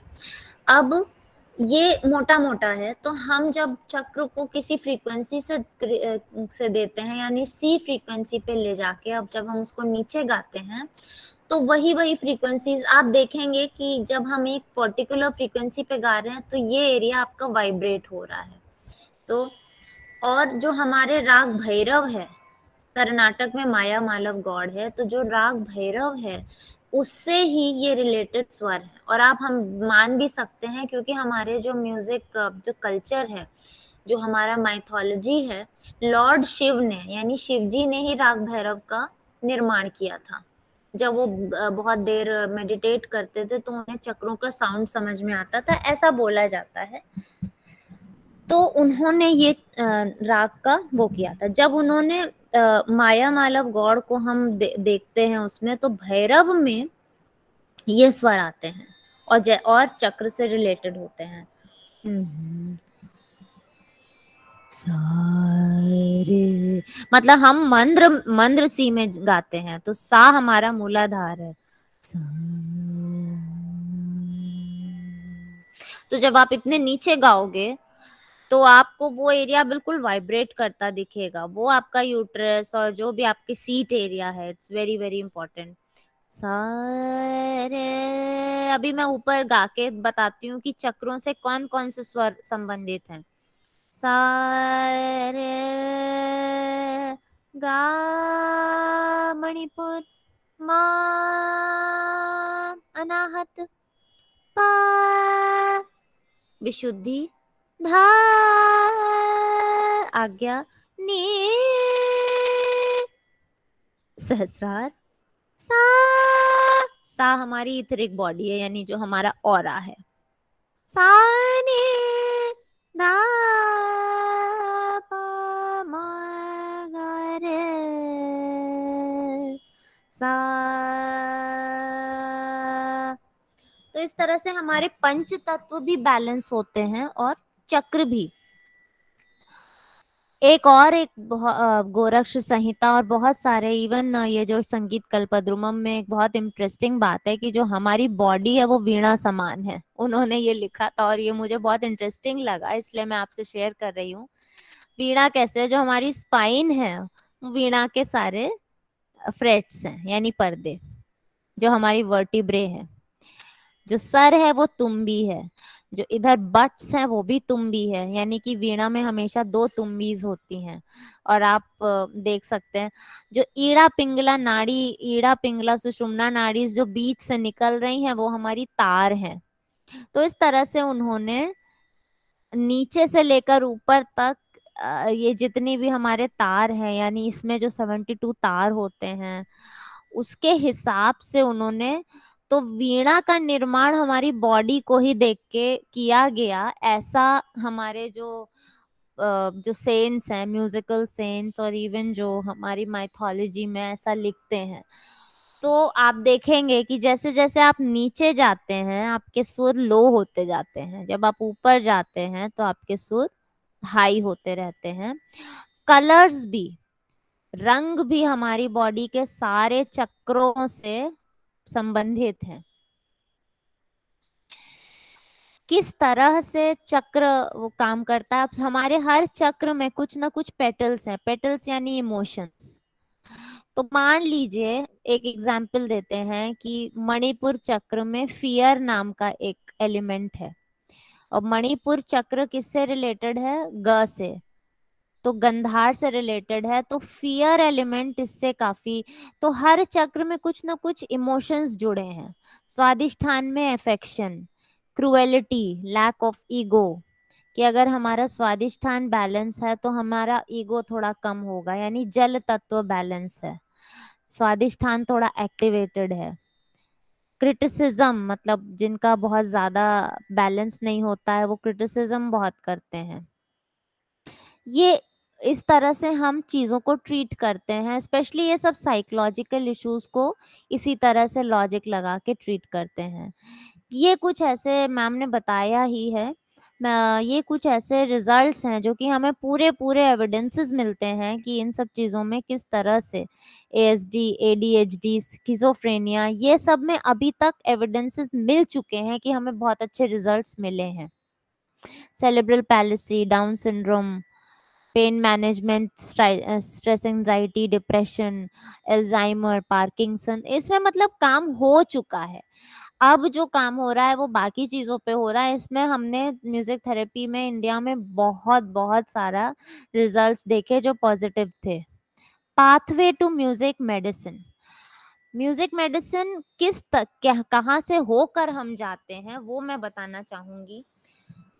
कि न्यूरोलॉजिक म्यूजिक, मैंने बताया ही कि न्यूरोलॉजिक म्यूजिक थेरेपी, तो मतलब म्यूजिक, जब हम म्यूजिक को मेडिसिन से जोड़ते हैं तो सबसे पहला क्या आता है, ये हार्वर्ड की रिसर्च में बता रही हूँ, यहाँ पर उसका लिंक भी है, आप इसको देख सकते हैं, आप इसका स्क्रीनशॉट ले सकते हैं। तो हार्वर्ड की ये रिसर्च है कि सबसे पहले साउंड हीलिंग पे काम होता है। साउंड हीलिंग यानी कि हम कुछ आपको हॉन्क बजा रहे हैं या हम कुछ ट्यूनिक फोक बजा रहे हैं, उस पे आपके नर्वस सिस्टम पे क्या काम चलता है, उसी से रिलेटेड है। मतलब कि जो म्यूजिक मेडिसिन, थेरेपी भी नहीं, थेरेपी तो चलो ठीक है आप रिलैक्स हो गए, वो भी थेरेपी हुई। मेडिसिन में क्या नींव है, वो ये सब है। Sound healing, music and the brain, ये सब साउंड हीलिंग है। Music and the mind, mood, music and stress, कि अगर आप स्ट्रेस्ड हैं तो आपको उतना असर नहीं होगा जितना एक रिलैक्स्ड माइंड को होगा। हार्ट बीट्स और रिदम से बहुत ज्यादा कनेक्शन है, तो अगर हम आपको रिदम से सुना रहे हैं तो वो आपकी हार्ट बीट्स पर इफेक्ट कर रहा है। मसल्स पे बहुत ज्यादा, पेन मैनेजमेंट पे असर होता है। यहाँ से होते हुए पाथवेज जाती है ऊपर ऊपर की तरफ, उसके बाद हम और चीजें, मतलब ये सब नींव है, ये सब रूट कॉजेज हैं कि हील करने के लिए, कि जैसे म्यूजिक पे, ब्रेन पे क्या असर हुआ म्यूजिक का, तो ये हमने नोट किया एक बच्चे के अंदर क्या असर हुआ।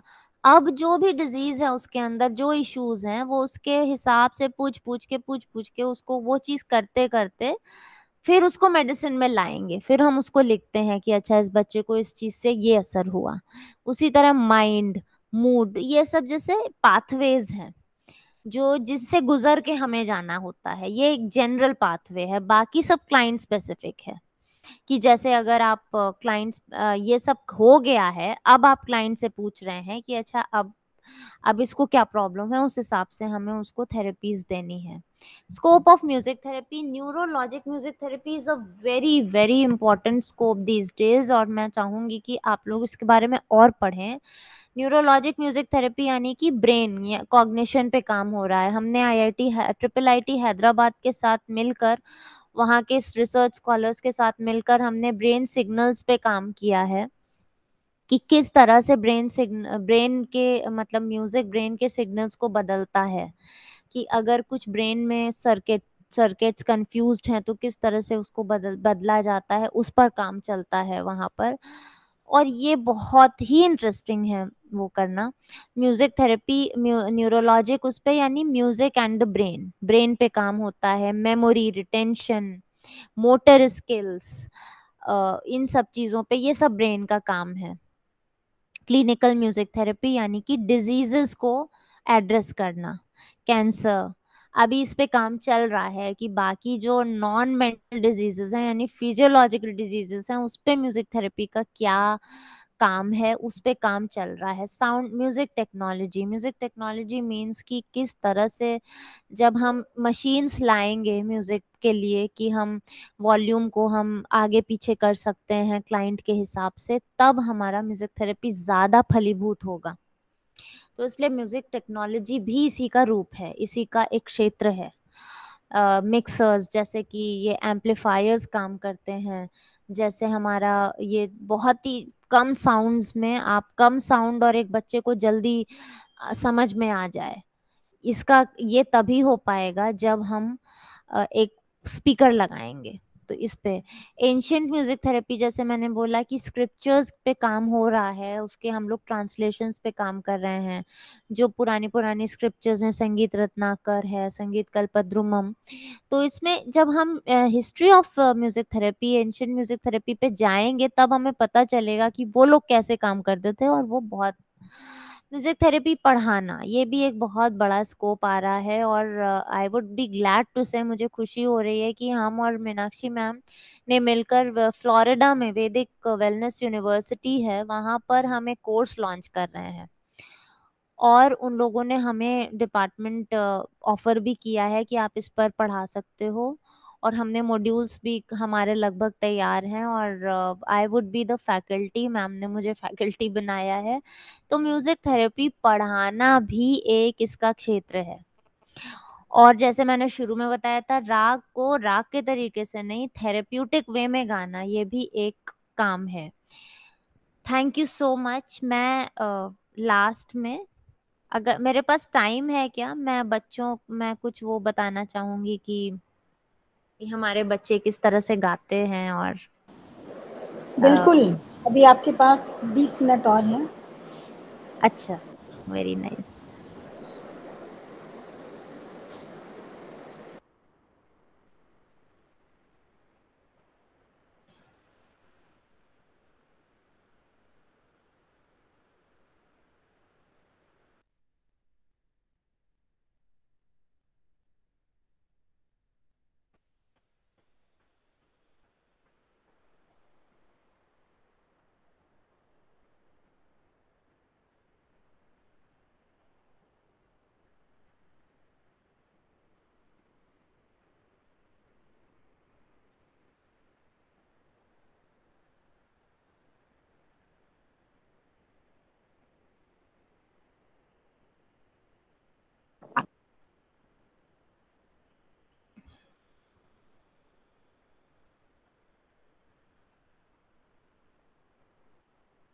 आई थिंक इसमें टाइम लग रहा है, तो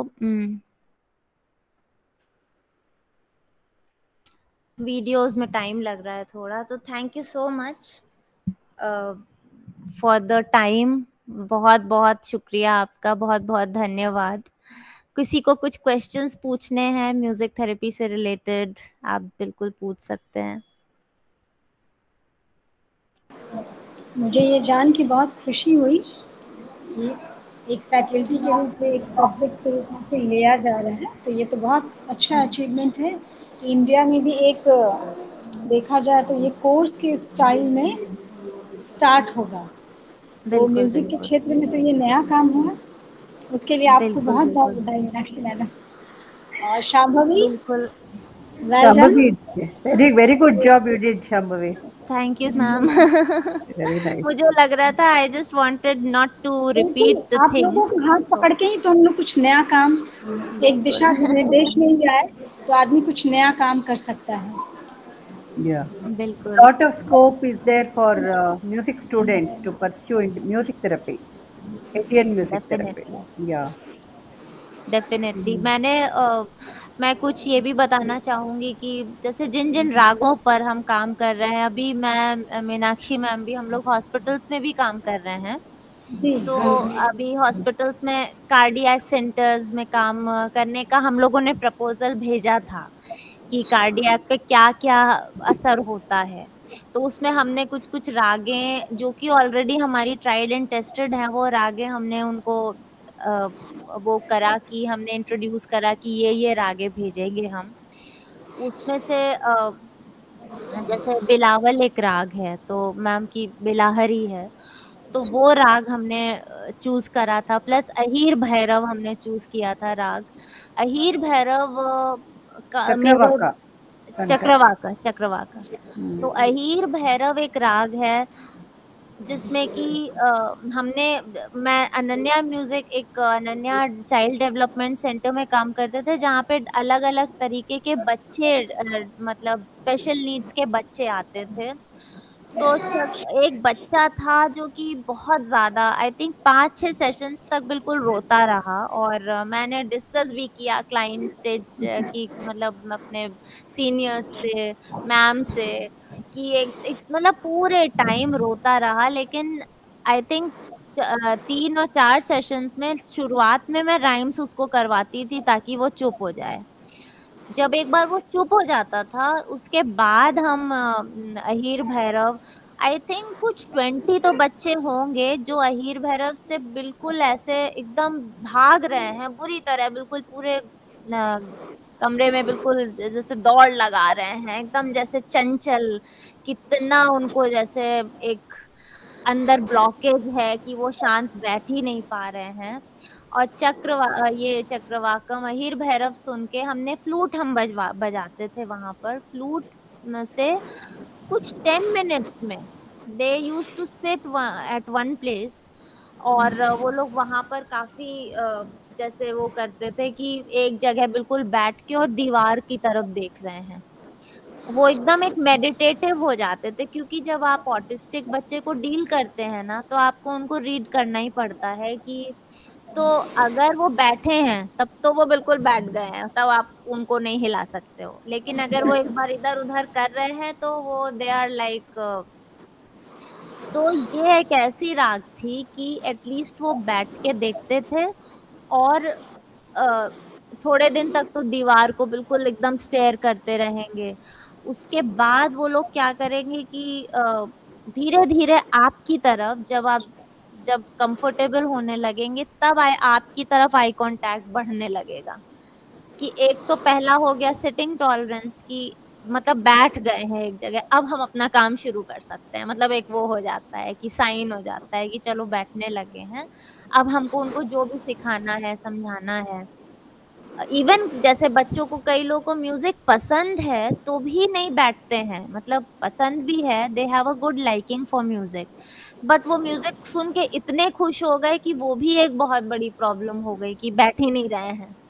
तो उसमें भी हमें एक दूसरा म्यूजिक यूज करना पड़ता है कि कुछ ऐसा म्यूजिक जिससे कि वो बैठ जाए।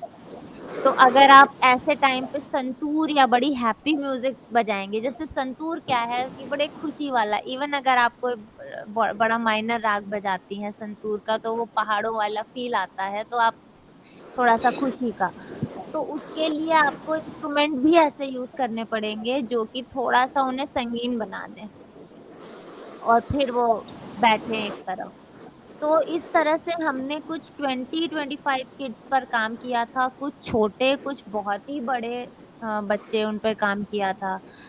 एक मेरे पास केस था जो कि साउंड टॉलरेंट, ये जो ऑटिस्टिक बच्चे होते हैं वो बिल्कुल साउंड से बहुत टॉलरेंट नहीं होते हैं, हल्की सी भी जो साउंड होती है तो बिल्कुल ऐसे कान एकदम बंद कर लेते हैं। और मेरे सामने की बात है कि वो बच्चा बिल्कुल गाना नहीं सुनता था क्योंकि वो साउंड इंटॉलरेंट था।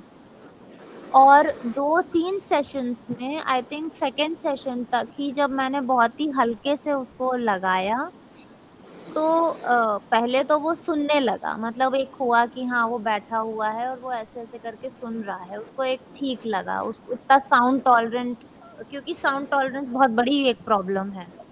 तो पहले तो वो सुनने लगा।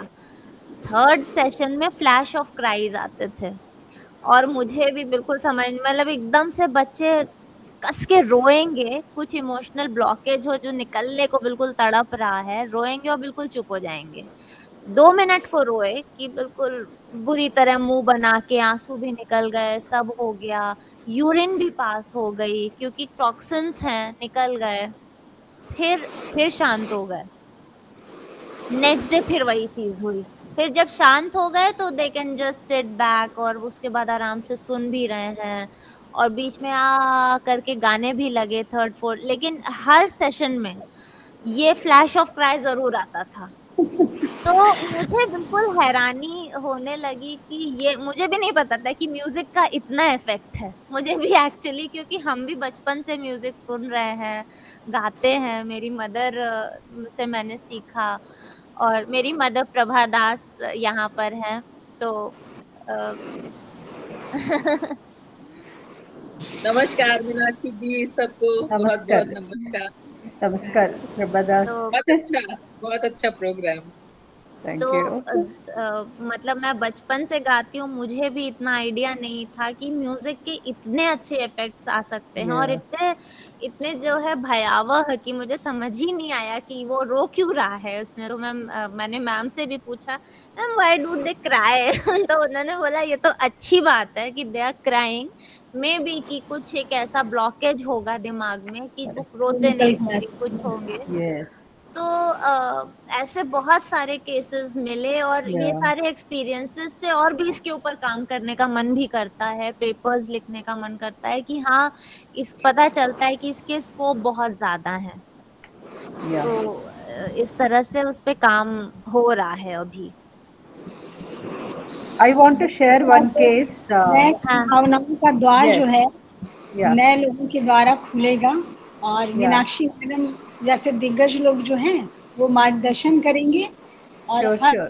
हर स्टेट में इस तरह का मतलब शुरू हो कोर्सेज वगैरह। तो संगीत का जो उसको कह ले फिर से उत्थान हो। और इंडियन म्यूज़िक तो वैसे भी पूरे विदेशों में इसको इतनी पुरानी गायकी जो है, जैसे मैंने शुरू में ही बोला था कि पहले 5 स्वर जो है हमारे मनीषियों ने उसको पशु की तारता के आधार पे, उसकी ऊंचाई नीचाई के आधार पे उसे 3, 5 और 7 में इसकी खोज की। अब तक चाइना वगैरह में भी स्टार्ट हो चुका था, लेकिन इतनी गहराई से कहीं काम नहीं हुआ था। तो इन चीज़ों को फिर से पुनर्जीवित करना है। और मुझे बहुत खुशी है कि आज के कार्यक्रम में बहुत लोग ऐसे हैं जो जुड़े हैं, जो इन क्षेत्रों में जो काम चल रहा था उन्हें मालूम नहीं था, और उन्हें मालूम हुआ, शायद लोग रुचि लें। और मैं चाहूँगी कि आप लोग लिंक डाल दें जो आपसे कांटेक्ट करना चाहें, इस तरह के कुछ बच्चे हों या जो सीखना चाहें, या जो विशेष बच्चे हैं वो इन चीज़ों का लाभ लें। अब उन्हें विदेश जाने की ज़रूरत नहीं है, क्योंकि ये चीज़ें अब हमारे यहाँ भी शुरू हो चुकी हैं। तो डॉक्टर प्रवीण तिवारी ने बहुत अच्छा क्वेश्चन पूछा है सर आपने, थैंक यू। कि राग का स्वरूप बदलता रहता है, और सही बात है, हम उसको अलग अलग तरीके से गाते रहते हैं, तो फिर वो म्यूथेरेप्यूटिक कैसे है? तो यही पहला क्वेश्चन मैं उस पर प्रकाश डालना चाहती हूँ कि हम दूसरे अलग अलग तरीके से जरूर गाते हैं, लेकिन हर नोट की अपनी एक फ्रीक्वेंसी है।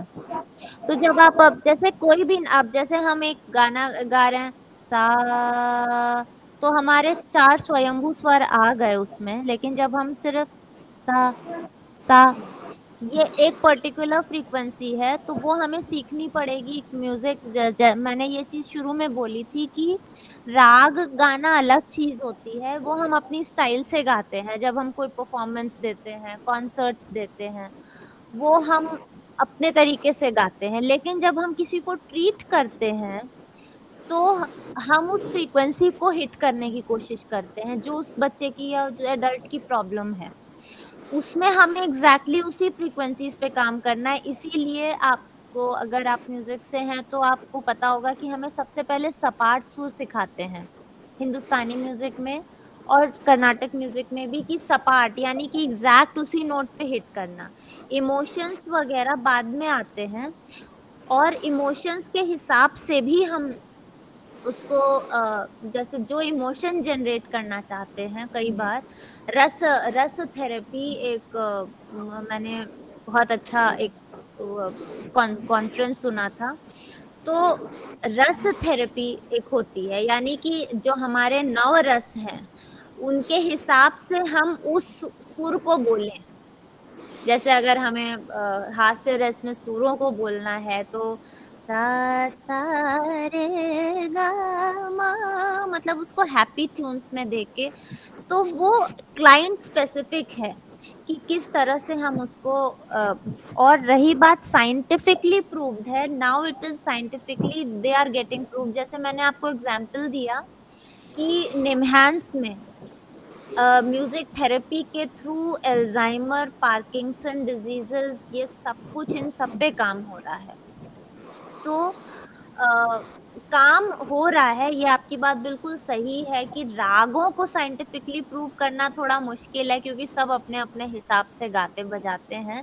लेकिन और भी टूल्स हैं जिनके थ्रू हम म्यूजिक थेरेपी को ले सकते हैं, और राग एक वन ऑफ द टूल्स है। इस पे एक बार काम, जैसे बहुत रिसर्च सेंटर्स में काम हो रहा है, मतलब साइंस उस पे काम हो रहा है। Ma'am, you remember that centre in Bangalore, there is a research centre, they asked you to write an article for them. So basically, and I think you also wrote with Dr. Ruma Chakravarti, you wrote how the signals, how schizophrenic girl, yes, right? yes, correct. So she worked, तो वो that was all, तो वो बिल्कुल scientific, आप ma'am का वो paper पढ़ेंगे, बिल्कुल साइंटिफिकली क्या क्या फ्रीक्वेंसीज यूज हुई स्किज़ोफ्रेनिया हटाने में उस बच्ची के लिए। नॉट बच्ची, I think she was 18-20 years old. Ma'am treated her for like many years, and 10 years, she was, almost 10 to 12 years I treated her. She's yeah, completely cured of schizophrenia now. she's And completely cured now. she has stopped the medicines. and recently she got married also. That's the हाँ, rehabilitation. She was schizophrenic. तो जब हम ये काम और जब आप वो रिसर्च पेपर पढ़ेंगे तो आपको दिखेगा कि क्या-क्या फ्रीक्वेंसीज यूज हुई, किन-किन बॉडी ऑर्गन्स में यूज हुई, ये मैम ने उसमें रिसर्च पेपर में लिखा हुआ है। और ऐसे आप बहुत सारे रिसर्च पेपर देखेंगे। Actually, I want to share one case of multiple disorders. He was my first client for music therapy. How music therapy works on multiple disordered children. This was the typical case. See, he is by birth, he is cerebral palsy, blind, juvenile diabetic, and no voluntary communication, and he has problems of hearing also. He is like a vegetable. No, nothing, by birth, he is like that. With great difficulty, mother had twins like that. Fortunately, one baby died after 3 months. So this boy, he survived with great difficulty. Parents, it was tapas for them to bring up the child. So the child used to respond to all Vishnu Sahasranama, Gayatri Mantra, and all Sanskrit shlokas and music. The child, they made the child to listen to music regularly. Okay, but you see, even food, everything they have to feed him. He cannot say, "I'm feeling hungry. Please give me food." That was also not there. So they I think when he was 7 or 8, they took him. They were from Hyderabad. They took the child to some music teachers. Very difficult for them. Teachers, normal teachers could not do it. Very difficult for the child them to accept and teach them. So much of patience is required, no? So then they shifted to Bangalore. I was fortunate enough to teach the child. So literally, I used to hold his hand and put the talam along with the chanting of Omkara, Sanskrit shlokas, ragas, everything I taught him. After almost 12 years of music therapy, he completed his diploma in music from Hyderabad, and he is working as a teacher in Bangalore. Music teacher for about blind children. Very nice. Even now, Dr. Ranjita, Dr. Prabha, even now he cannot say, "Amma, I'm hungry, you give me food." If I ask Ajay, "Why don't you sing Kalyani Raga?" he can sing. How it has affected, it is really, I tell you, it is beyond science. Somebody has to do proper research. But I believe in the divine element of music. He cannot say anything, he cannot talk, even to go to his nature calls. Mother used to take him, she should attend everything. But if I ask, he has learnt almost 300 items. That is the impact of Indian music therapy.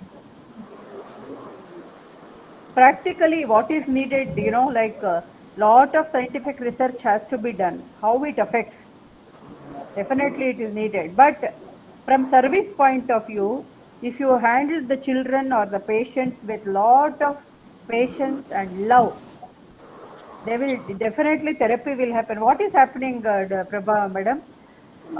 The child will learn that he or she will feel very happy. So they will go home. Mother would have also learned. This is the positive aspect of music therapy. Mother also started, even in many cases of mine, even father also sings. They were not exposed to music at all. And every evening they sit together. I have told them, you make the child teacher. So this child, whatever has learned, the child will become teacher, parents will become, or if another sibling is there, all of them, they sit together, they will do a bhajan session. This child will teach them. These are all practical, suggestions for them, how to make the child to improve self-confidence, self-esteem, how to make the child happy. No, the child should feel, I am also worthy of doing something, because as it is, the children are not accepted in society. Though it is improving, the parents find it very difficult. They can't take the child into all relatives' house and social circles. Because of music, their identity has been improved. they are getting a lot of recognition in school. Many of my children have, they have become leaders in schools because of music. This is the impact of music on children, special children.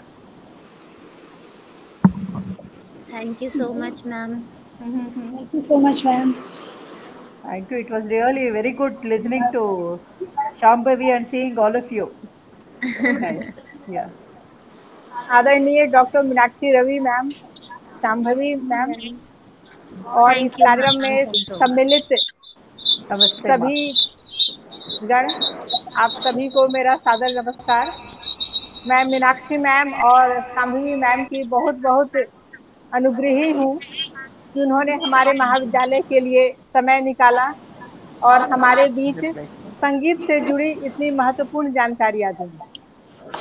अभी तक हम किताबों में पढ़ते थे कि तानसेन जब गीत गाते थे राग मल्हार तो बारिश होने लगती थी, और कुछ और राग गाते थे तो दीपक जल उठता था। तो इन सबको हम लोग कहानी मानते थे कि समय के प्रवाह में उनकी प्रशंसा करने के लिए लोगों ने लिख दिया होगा।